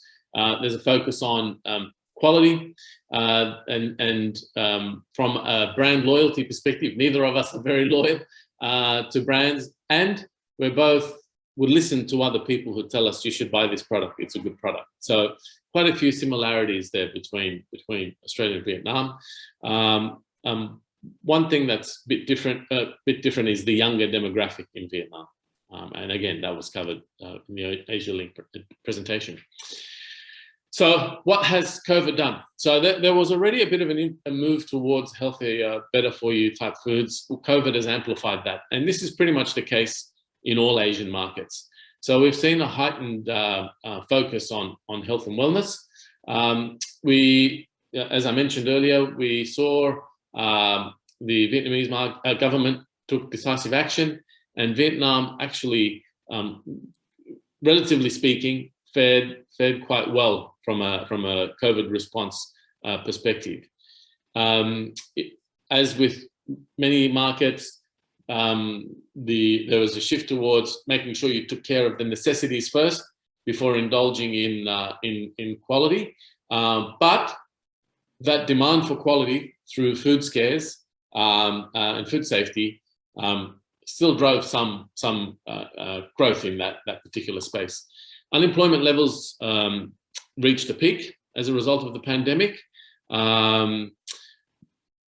which is what we've seen in many of the markets. Interesting to see here that the unemployment peak of 2.73%. I mean, that's a pretty low. It's a pretty low unemployment rate. We saw the transition towards e-commerce. Again, nothing really new there. All markets around the world have seen a big move towards e-commerce. And good news is that stable growth is projected for 2022, in part because of the good handling of the pandemic. So when we look at consumer trends, generally speaking, the Vietnamese consumers prefer local-made products. However, the recent food scares, heightened concerns over food safety has seen an increased demand for the imported food products, especially from markets like Australia. 79% of Vietnamese consumers are prepared to pay higher prices for healthier, better-for-you foods. And 19% have also cited quality as a major purchase driver. So this is a sort of a nice balance for Australian products, because that's what we're known for. From a certified organic product perspective, it's still very much in its infancy in the Vietnam market, and growing fast, but still very much in its infancy. Let's look at the channels. So grocery retailing is the most dominant by far at 51 billion. And within that, we see supermarkets, hypermarkets, and convenience being the main players.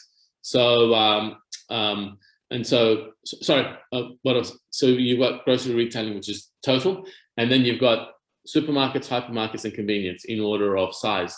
What's really interesting here is seeing that compound annual growth for supermarkets year on year for the previous 5 years and forecast for the next 5 years is double digit. So what we're seeing is supermarkets outperforming hypermarkets. Convenience of a much smaller base has experienced rapid growth over the past 5 years and is expected to continue to grow quite rapidly. Now, food service, as expected, took a big hit. However, because it's expected to come back in a stable, organized way, it's going to come back. The expectation is that it'll come back fairly quickly with 16% growth. E-commerce took a rapid boom thanks to the pandemic, and that boom is expected to continue. And we're going to look at the reasons why. And there are some participants in this presentation today that are in the health and beauty space, and so there we saw some considerable growth year on year for the past 5 years, with more growth anticipated. So a very good channel to be in. So from a grocery retailing trend perspective, the pandemic and lockdowns impacted consumer sentiment, and it caused consumers to become more cautious with their spending. However, there was still growth. Despite that, there was still growth in the premium sort of space for that demand for food safety and quality.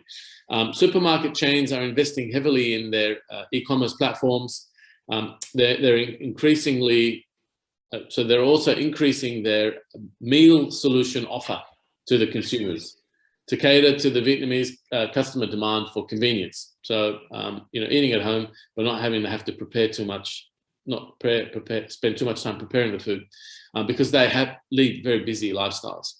And as mentioned earlier, supermarkets are outperforming hypermarkets in terms of sales and growth. And that's important for Australian products, because you'll find Australian products in Vietnam will predominantly be, from a retail perspective, in supermarkets and not hypermarkets. From a food service trend perspective, limited and full service restaurants sales dropped considerably, nearly by a third over 2020 as a result of the lockdowns. This meant that food service businesses had to adapt and change, and so we saw in Vietnam what we're seeing everywhere else around the world, including Australia, an increased demand for home delivery and takeaway. And something we noticed in terms of the Vietnam market is that the restaurant chains managed to perform better through this change than the independent players. Asian cuisine continues to be the core of the demand, the type of menu that Vietnamese consumers are looking to consume. Firstly, around the fact that it's a familiar cuisine, but secondly, because of the perception of Asian food being a healthier option to Western style foods such as pizzas and burgers and the like. We've also seen, because of this health trend and this move towards healthier, safer, better for you foods, menus adapt to become to have better quality foods and healthier menus. When we look at the full service restaurant breakdown, we've got a list there of some of the full service restaurant chains, so the most popular chains. And as you can see, 97% of the cuisine is Asian full service restaurants, followed by European, pizza, and other. So more so than any other market in Asia, we're seeing really strong representation of Asian cuisine in food service. From a limited service perspective, Asian cuisine still dominates, but not as much. You see ice cream coming in second, and then you see sort of chicken, pizza, bakery, and the rest. From an e-commerce trend perspective, it experienced a 30% growth due to the pandemic. Interestingly, food and beverage, along with consumer electronics, experienced the largest sales growth out of the e-commerce growth. E-commerce is actually a strategic policy topic for the Vietnamese government. So it's expected that in 2025, so 4 years from now, Vietnam will rank in the top 3 countries in Southeast Asia for e-commerce development, which is quite a significant achievement, quite a rapid adoption of the internet and e-commerce. I mentioned earlier that retailers are investing heavily on their e-commerce offering. Well, we know that omni-channel retailing is expected to be the path adopted by these modern retailers, so that they can provide that seamless experience across the stores and online. So let's have a look at the categories. So we'll first of all just have a look at organic packaged foods in general. So it was shared earlier that you can't really find any stats for certified organic packaged food sales in Vietnam because it's fairly negligible. Well, here's the evidence. So it is fairly negligible. And what you're really seeing is baby food has registered a result, but the other categories have not. So it's still very much in its infancy. Looking at, let's have a look at some of the categories represented by the group attending this webinar today. Now what you'll see is on the right-hand side, you'll see brands, the dominant brands within each of the categories. So butter and spreads experienced a 7% growth in 2021, dominated by margarine. Now, it experienced a decline beforehand, like during the depths of the pandemic, due to the impact it had on food service, because most of the demand for butter is dominated by food service. Now, westernization, so, you know, sort of the modernization, westernization of the Vietnamese consumer will support growth for butter and spreads in the near future as the consumers become more aware of what the butter is, being used for. And foreign players dominate in the butter and spread space. When we look at the HS code of 0405, which is butter including dehydrated butter and ghee, this is what we go to look for where are products exported to, and the markets that we're studying, where are they mostly importing their products from. The HS code is a code that's used by all countries around the world to determine customs duties, to record the movement of product, apply taxes and things like that. So when you look at where Vietnam mostly imports butter from, it's predominantly from New Zealand, and then a bit of a mix between European markets, Asian markets, and South American markets. Australia does not feature in the top 10%, or top 10, sorry, does not feature in the top 10 source markets for butter for Vietnam. So where do we actually export our butter to? Well, predominantly it goes to China, followed by Vietnam's neighbors, Thailand, Singapore, Malaysia, US, Hong Kong, Taipei, South Korea, Indonesia, and Turkey. So quite a bit of our butter does go to the ASEAN region, just not Vietnam. When we look at breakfast cereals, it experienced strong growth in 2020. So it wasn't actually really affected by COVID or by the fact that people in the Vietnamese consumers are starting to question how healthy breakfast cereals are. So you've got the Western trend, you've got the need for convenience, which cereals bring, and originally the health benefits that was perceived around cereals, giving it really good traction in the Vietnam market. In particular, it's seeing traction among the kids. So children's breakfast cereals experience, really strong growth. So now it's a matter of trying to, what's next being embraced is the breakfast cereals that are demonstrating healthier options. And in particular, those that are more natural, pure, or certified organic. So when we look at the HS code for that would typically apply to breakfast cereals. Now, some breakfast cereals have lots of dried fruit in it, and so it may have a different HS code that applies, but generally speaking, 1904 is the HS code you would use for reviewing the breakfast cereals.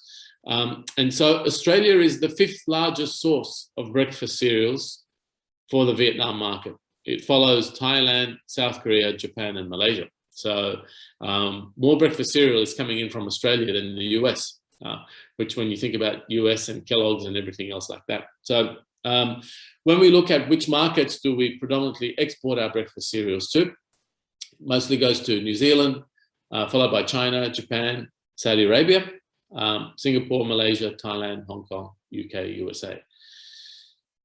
So, now let's look at yogurt. So we've got some yogurt producers in this group. These are the leading brands in the market in Vietnam right now.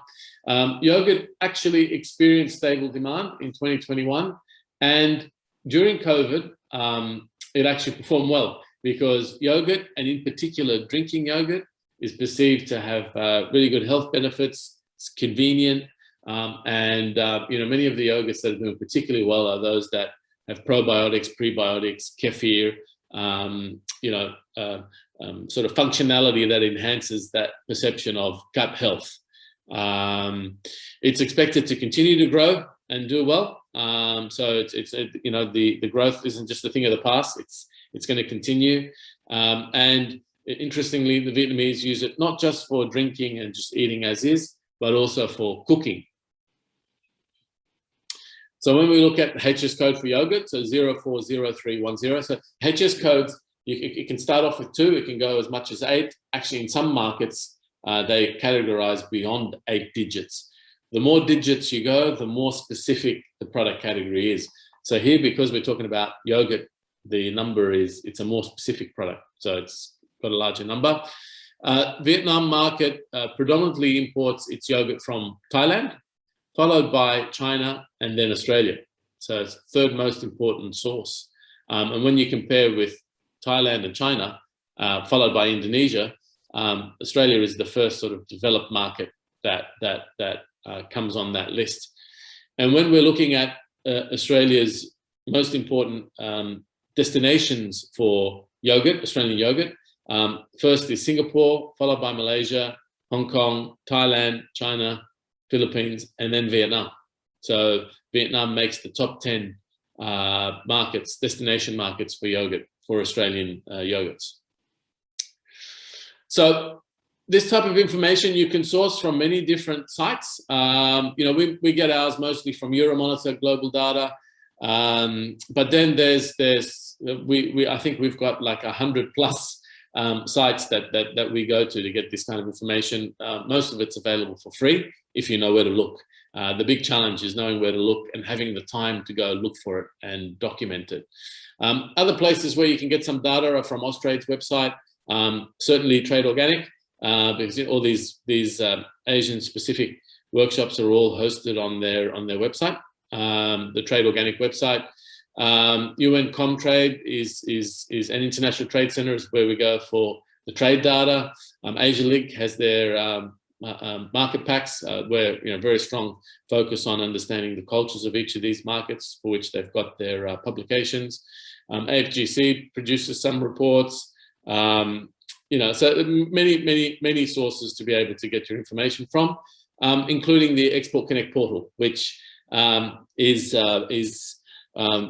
actually done the soft launch. So we've got over 50 companies that are members and subscribers of the portal. We're just working with them to see their experience and making some improvements before we launch it. And so all the key criteria that you would use from a market selection perspective, so market data, demographic data, market access, competitor data, category data, it's all that information has been organized in a way that you can just read it immediately and you don't have to go through tons of information. We've set it up to have resources and tools and videos as well. So we've had a look at the economic data, we've had a look at the demographic data, we've looked at consumer, retail, consumer, channel and category trends. So now we need to understand who are our competitors in market. So what is it that we need to be reviewing to understand who our competitors are? Well, obviously we need to know the brand names. We need to see what the product looks like. We need to understand what type of packaging do they have so that we can calculate per gram value according to the product price. But also to see, is the product in the market mostly smaller packaging, larger packaging, medium-sized packaging? In fact, what type of packaging are they using? Is it glass, plastic, cardboard? What product claims do they have? Are they certified organic? Are they gluten-free, sugar-free? Are they high in antioxidants, high in protein? Seems these days when I go to Woolworths, I'm like every second product is protein enriched, so that must be the craze at the moment. Where's the product being manufactured, right? You want to be comparing yourself to North American, New Zealand, other Australian, European brands. Comparing yourself to Asian brands, you're not going to be able to compete based on price. So your value proposition is going to be around product quality and price. What position in store is the product? Is it only in its own category? If it's condiments, is it only in the condiment section?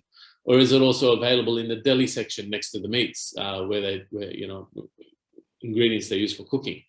What type of promotions are being run? Is it, price discounting, 1-for-1, point of sale material? I mean, obviously that kind of information you can get it yourself for when you can travel to the market and walk the aisles and go to the restaurants and look at the menus.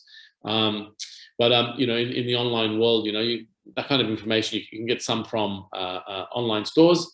But otherwise, you may need some help with that. So we have people on the ground that go into the stores and film the category section so that our clients can get a feel for what's going on in the market without having to leave Australia. You need to, in particular in Vietnam, it's a requirement to have the importer and distributor details on all the products. So this will help you for your buyer search. If you do actually decide to launch into the Vietnam market, it'll help you to see which distributors you may want to avoid, because maybe they're carrying a direct competitor of your product and you don't feel comfortable for the distributor to be carrying yours as well. You may feel like they may park your product to the side. But then you may find a distributor that appears regularly across different categories, and in particular a category that's very similar to yours. And so, for example, if you're a breakfast cereal, you may find a distributor that's doing a particularly really good job with a biscuit producer or a snacking producer. So you have the feeling that wherever the biscuits and snacks are, that's where breakfast cereals should be too. So that distributor is already calling in on all the accounts that you want to be in. You need to have a look at the category photo to see where you fit on the shelf in comparison to the brands that are already there. And then if you do see where you fit, it gives you the opportunity to articulate that to the buyer when you're pitching to the buyer. Something that I used to do when I was exporting products, I was a food exporter for over 15 years. Something that I would do is take my samples, I'd put them before I'd have a meeting with a distributor or a retailer, take my samples, I'd pick the best spot according to the planogram of the shelf, put my samples on the shelf, take a very quick photo, and then put it all back in my bag and go back upstairs and meet the buyer and say, look, this is where it belongs. Having that visual effect makes a big difference. Having a look at cafe menus and restaurant menus. Who are your competitors? What kind of ingredients are they using? Can you be supplying that food service outlet? You know, what kind of beverages do they have? Do they have certified organic beverages? Maybe not. If they don't, is your product certified organic? And can that be the pitch that you make to your distributor? For when you travel, ask wait staff around what items within the menu are the most popular. And so then once you've had a look at e-commerce platforms and channels for your competitors, you've had a look in store, you've had a look at menus, if your product is food service applicable, then have a look across all three and it starts painting a picture around what your unique selling proposition is going to be for that market. Why must that market have your brand present?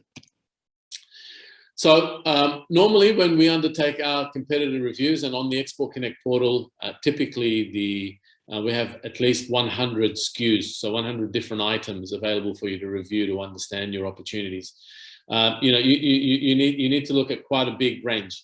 For the purposes of this webinar, of course, we're just focusing on about a dozen of each of the categories that are most represented by the participants here.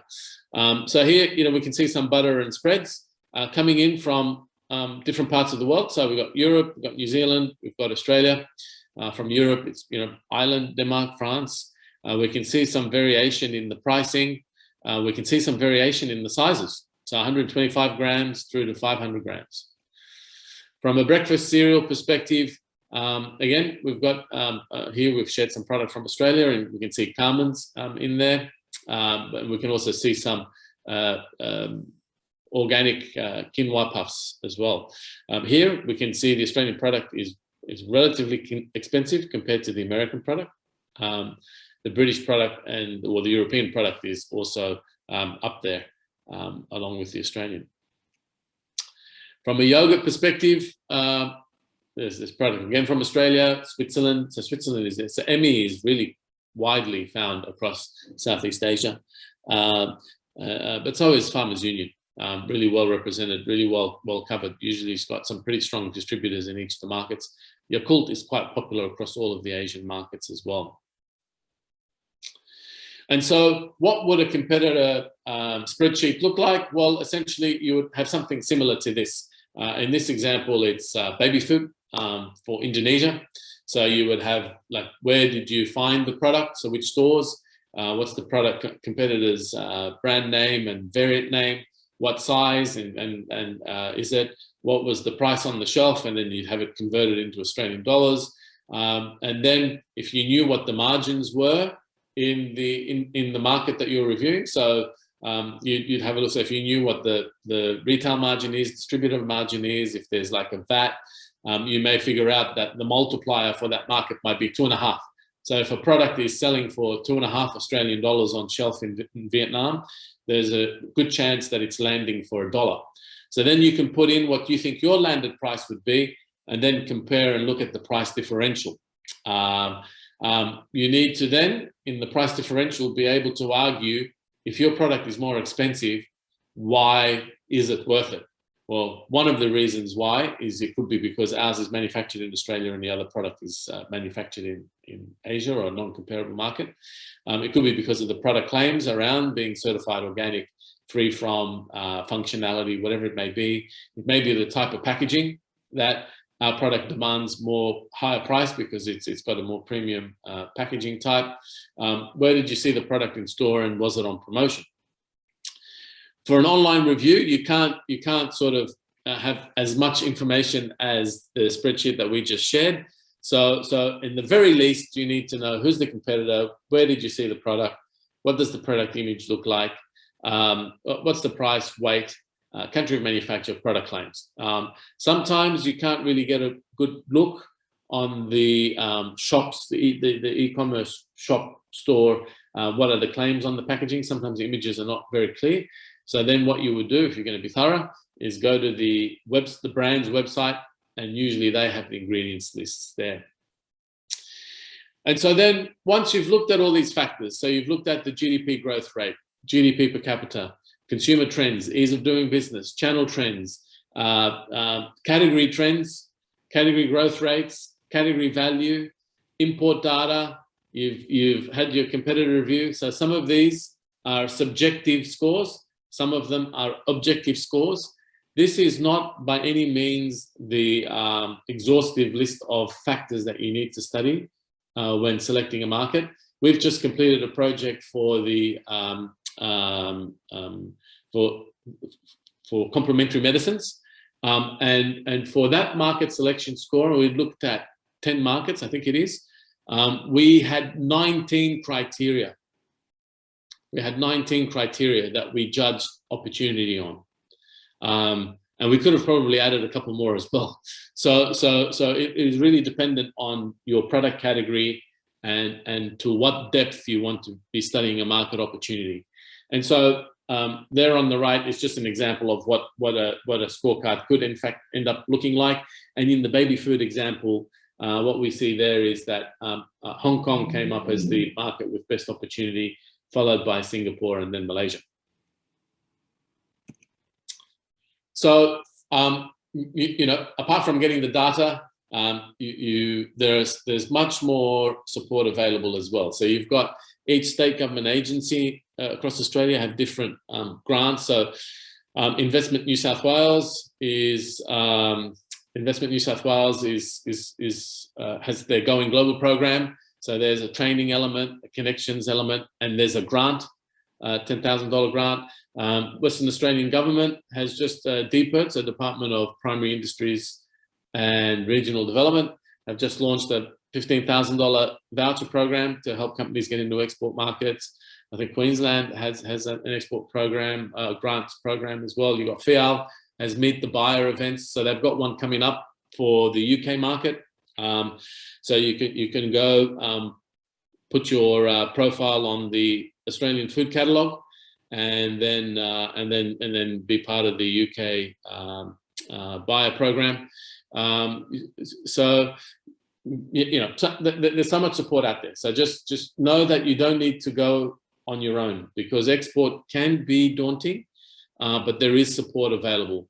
And certainly follow Export Connect. So either follow me on LinkedIn, or you know, just be connected with us so we can put you on our news database for newsletters, so you can see all the kind of activities that are coming up. You know, we're actually in the middle of delivering a big program for Food SA, which is about capability building and connections and some mentoring as well. So help is available. So at this point, I'd like to bring in David Levers, so our Market Development Director. David's been with us for about a month. Welcome, David. Good afternoon, everyone. David, do you want to just share a little bit about your background? Yep. So for the last probably 10 to 12 years, I've been the export manager at Sara Lee, McCain Foods and Bubs Australia Limited. So doing export across the whole Southern Hemisphere.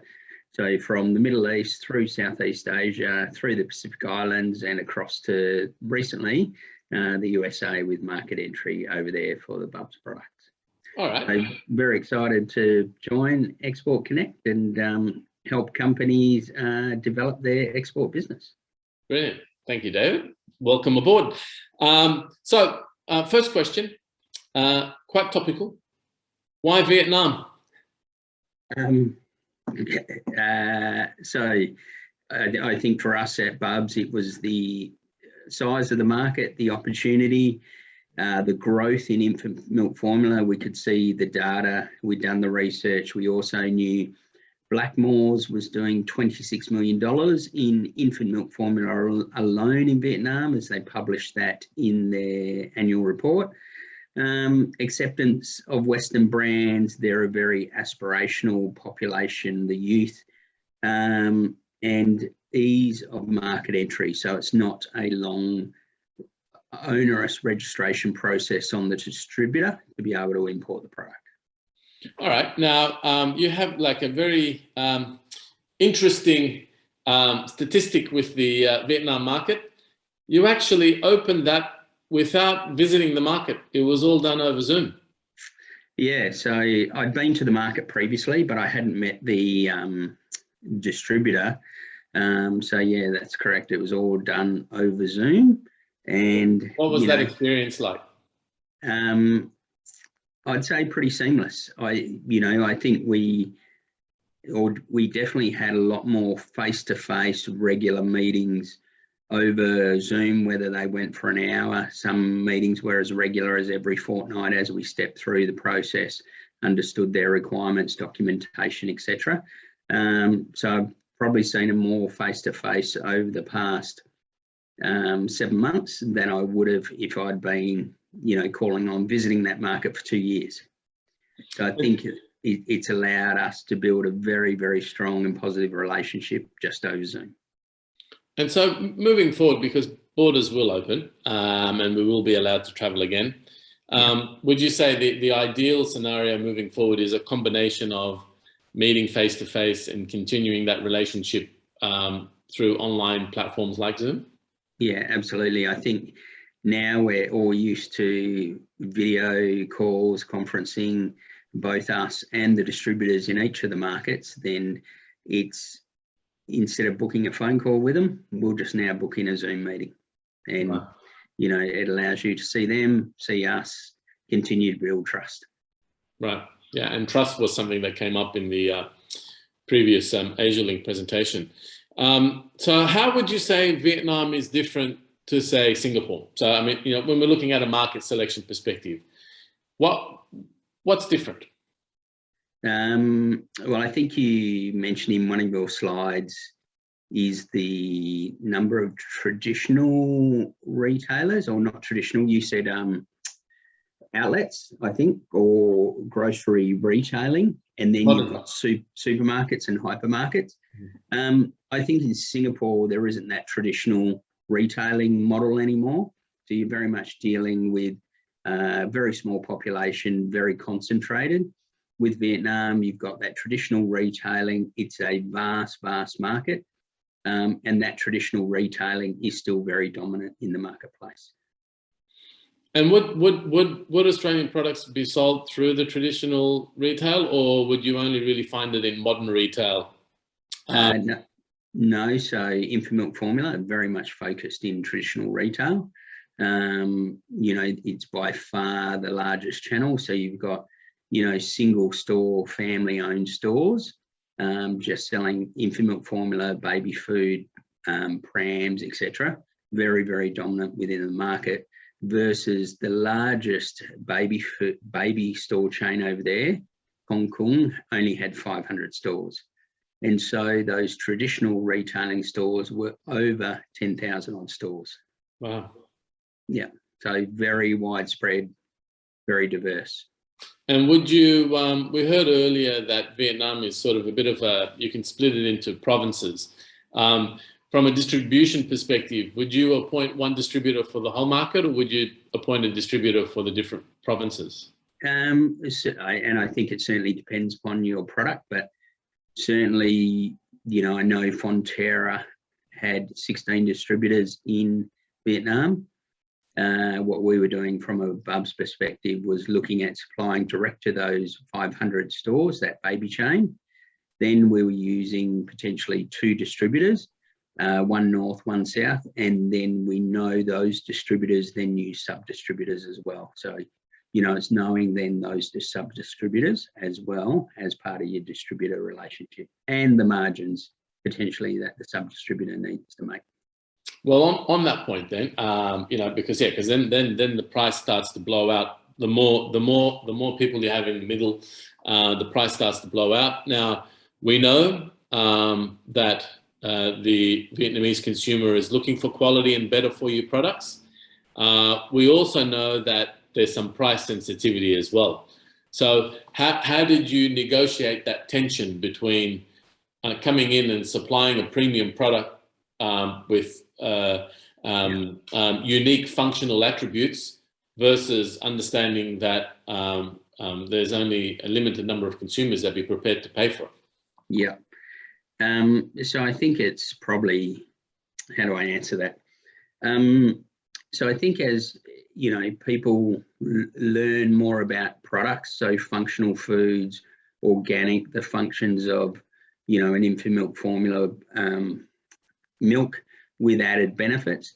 And I think that's an education over time. So if you look at the channel here in Australia, or any channel in Australia, the premium categories or super premium categories within a supermarket were created over time. They just don't pop up overnight, and it's either through education or it's through people trialing and really loving that product compared to the existing product they were buying.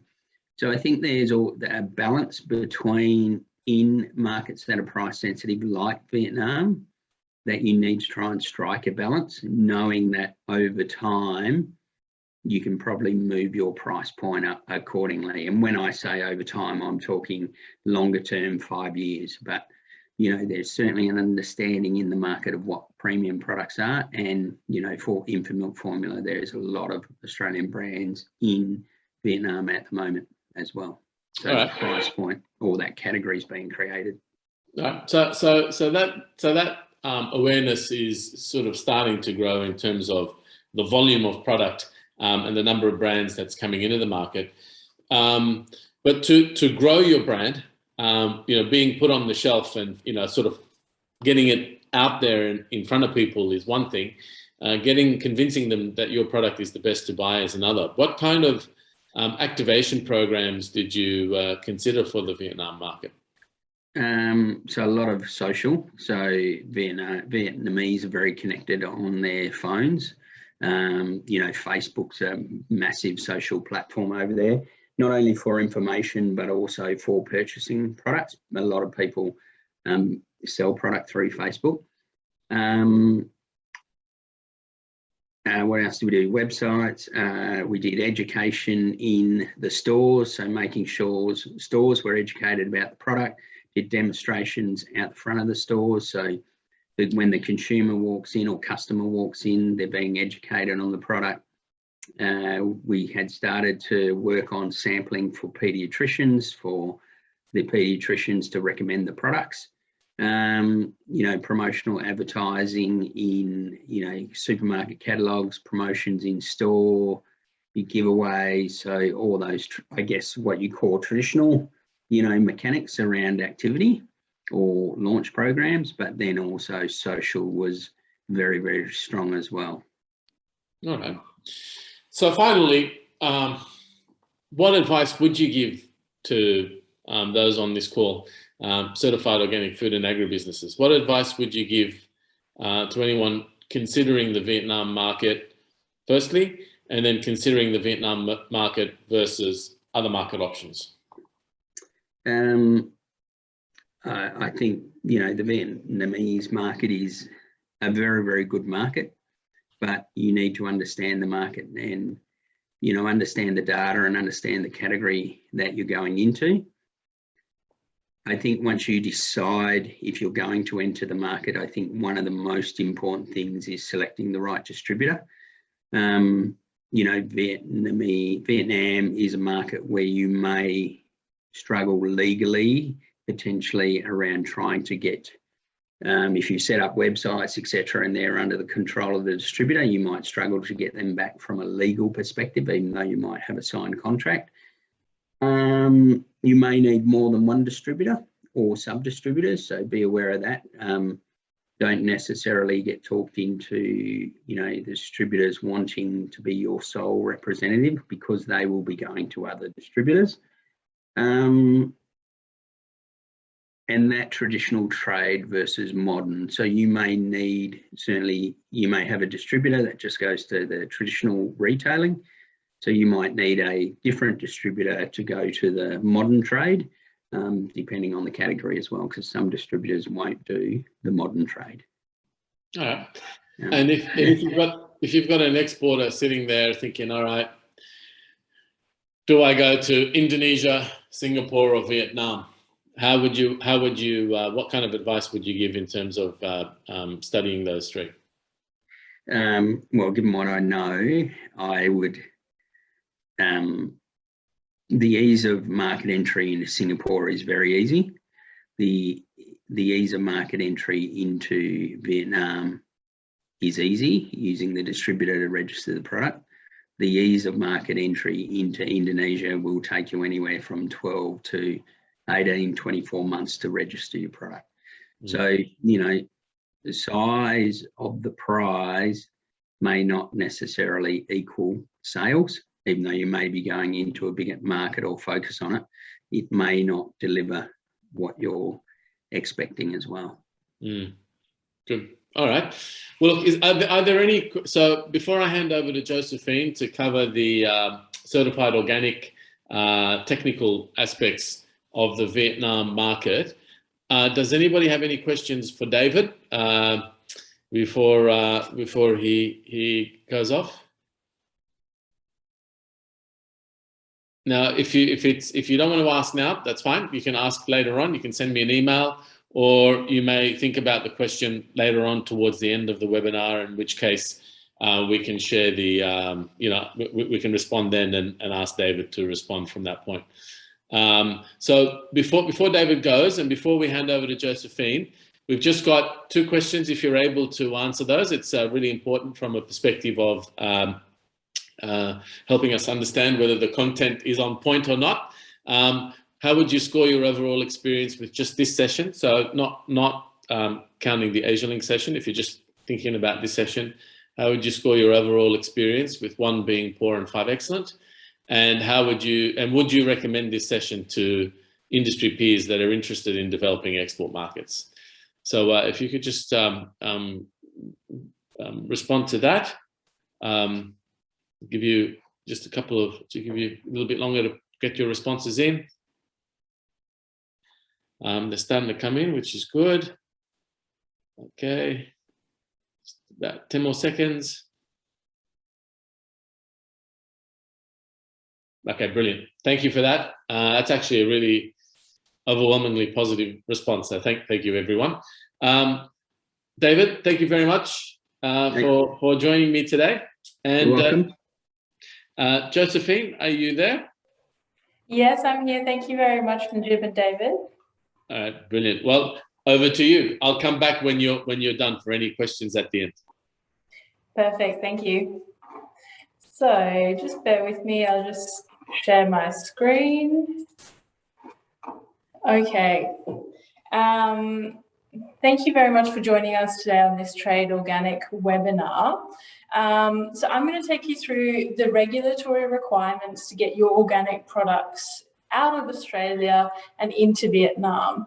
And similar to what David mentioned, you know, Vietnam is one of the easiest countries to get your certified organic Australian products into.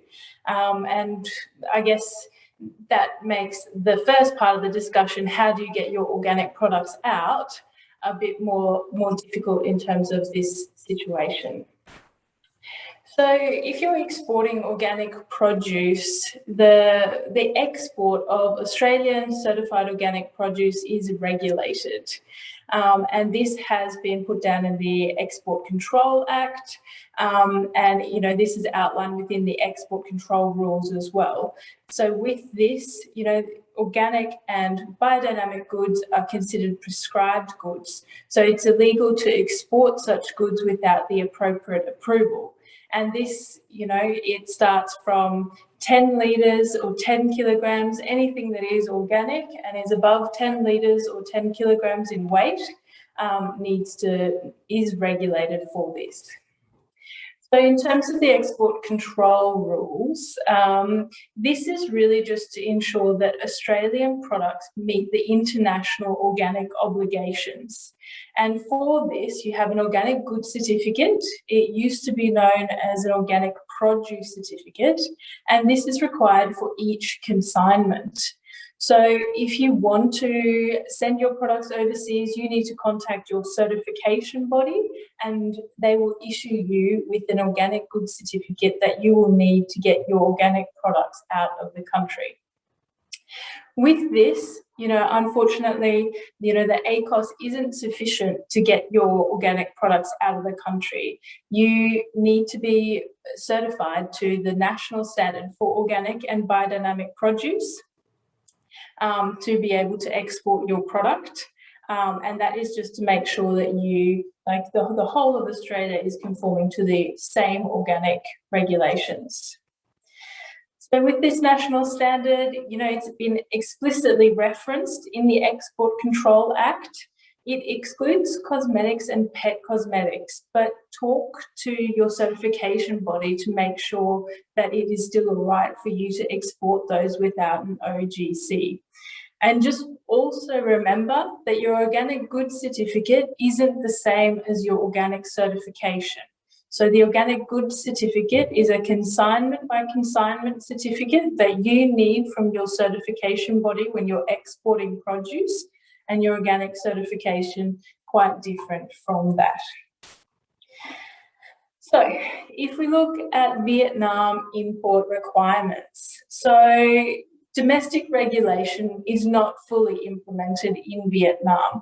And compared to Australia, where we have millions of acres or hectares of organic land, Vietnam only has 114 certified organic hectares. So this really isn't that much.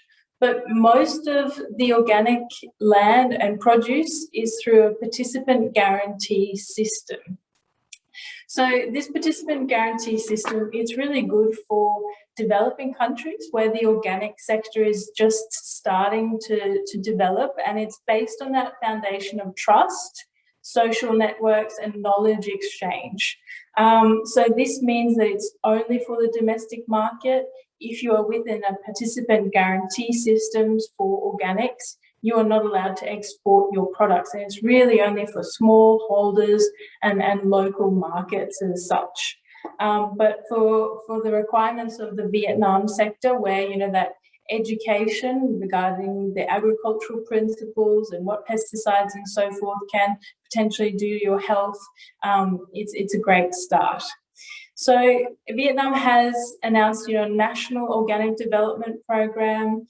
They've got, you know, some great goals that they want to reach within the next 10 years. So this market is definitely going to progress. And their standard is also iPhone based. It was implemented in 2017. So it's very similar to a lot of other Asian standards, but it just doesn't have that same participation levels that you would want, given they're an up and coming country. In terms of the product specific import requirements, if you think that, you know, sort of Vietnam, it isn't regulated per se, as long as you have your OGC certificate, you get your product out of the country, and then to get it into the country, typically you need a Vietnamese listing, so a company in Vietnam that will take your product. And on top of that, you know, if you go onto the MyCall website, you can see for meat that, you know, compared to Indonesia, there are no religious slaughter requirements. There are a few interesting cases, you know, where, given the history with the American and the Vietnam War, the American products are tariffed. And so currently the organic market in Vietnam is, you know, 18 million and growing. And a majority of that is American produce, but this also means that your Australian produce can be quite competitive, given that we aren't tariffed when we go into their country. So you also need an import permit for your meat and dairy. If you look at the fresh produce, similar to most other cases, you need a phytosanitary certificate. But interestingly enough, there are a few products that aren't actually allowed to be imported into Vietnam, and that's something to be wary of. And, you know, these are apples, apricots, avocados, bananas, nectarines, peach, plums. You know, they're all prohibited imports. So if you're a stone fruit producer, I hope that you have other markets to consider, because I don't know how profitable Vietnam would be for this. So if we just go in summary, and I'm sorry to keep it brief, but like I said, as long as you have your organic goods certificate, and you have your importing company in Vietnam, and you adhere to the additional requirements of your specific produce on MyCore, you will definitely be able to get your organic products into the country without any larger issues. So if you want more information, as mentioned before, I definitely recommend MyCore. Depending on your product, you can see what the additional requirements or importing requirements are for that product.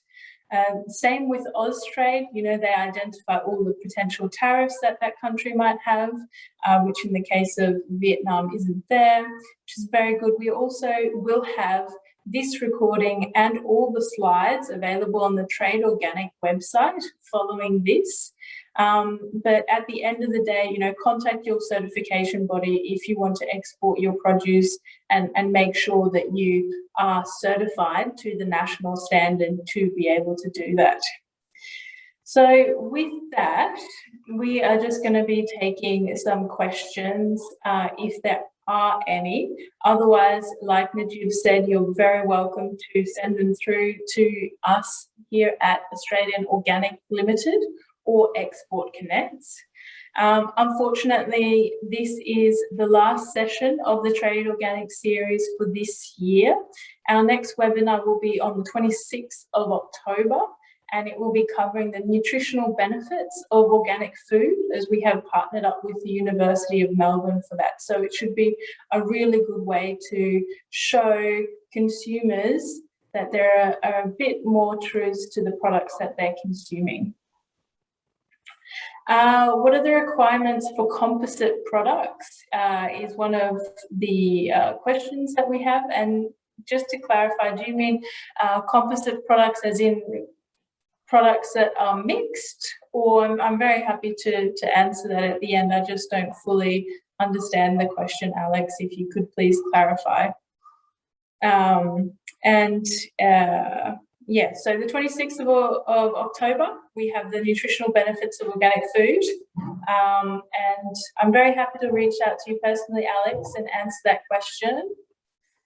So types of products with mixed ingredients. So as I understand, if you are asking about products that have processed mixed ingredients, you would need to refer to MyCore for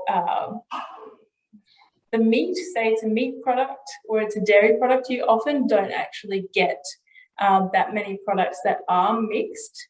So I would suggest contacting MyCore exactly for the specifics of that. MyCore do have the information page where you can reach out and ask questions to see which category your products would come underneath.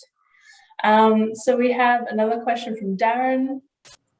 Are there any other additional requirements for organic milk products, fresh and UHT?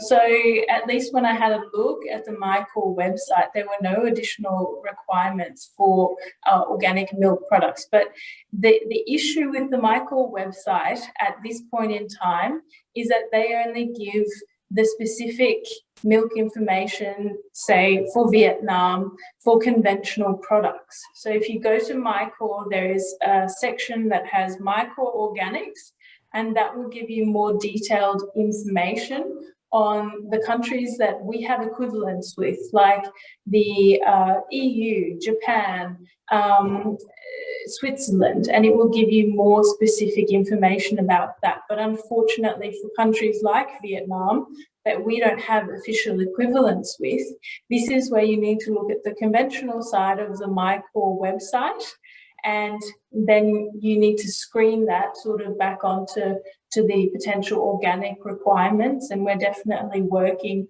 to build a better base with MyCore. But I mean, we're just also very happy that they have put in the organic page to start with, but it's definitely a work in progress. So, Najib, if you didn't have anything else to say, and if there were no more questions, I might just wrap up this Trade Organic webinar and series, and I hope to welcome you all back to the Australian Organic platform very soon again. And thank you again to Asialink and Export Connect for your amazing presentations today. and please reach out to us if there's anything else that we can do for you. Thank you. Yeah. Thank you, everyone.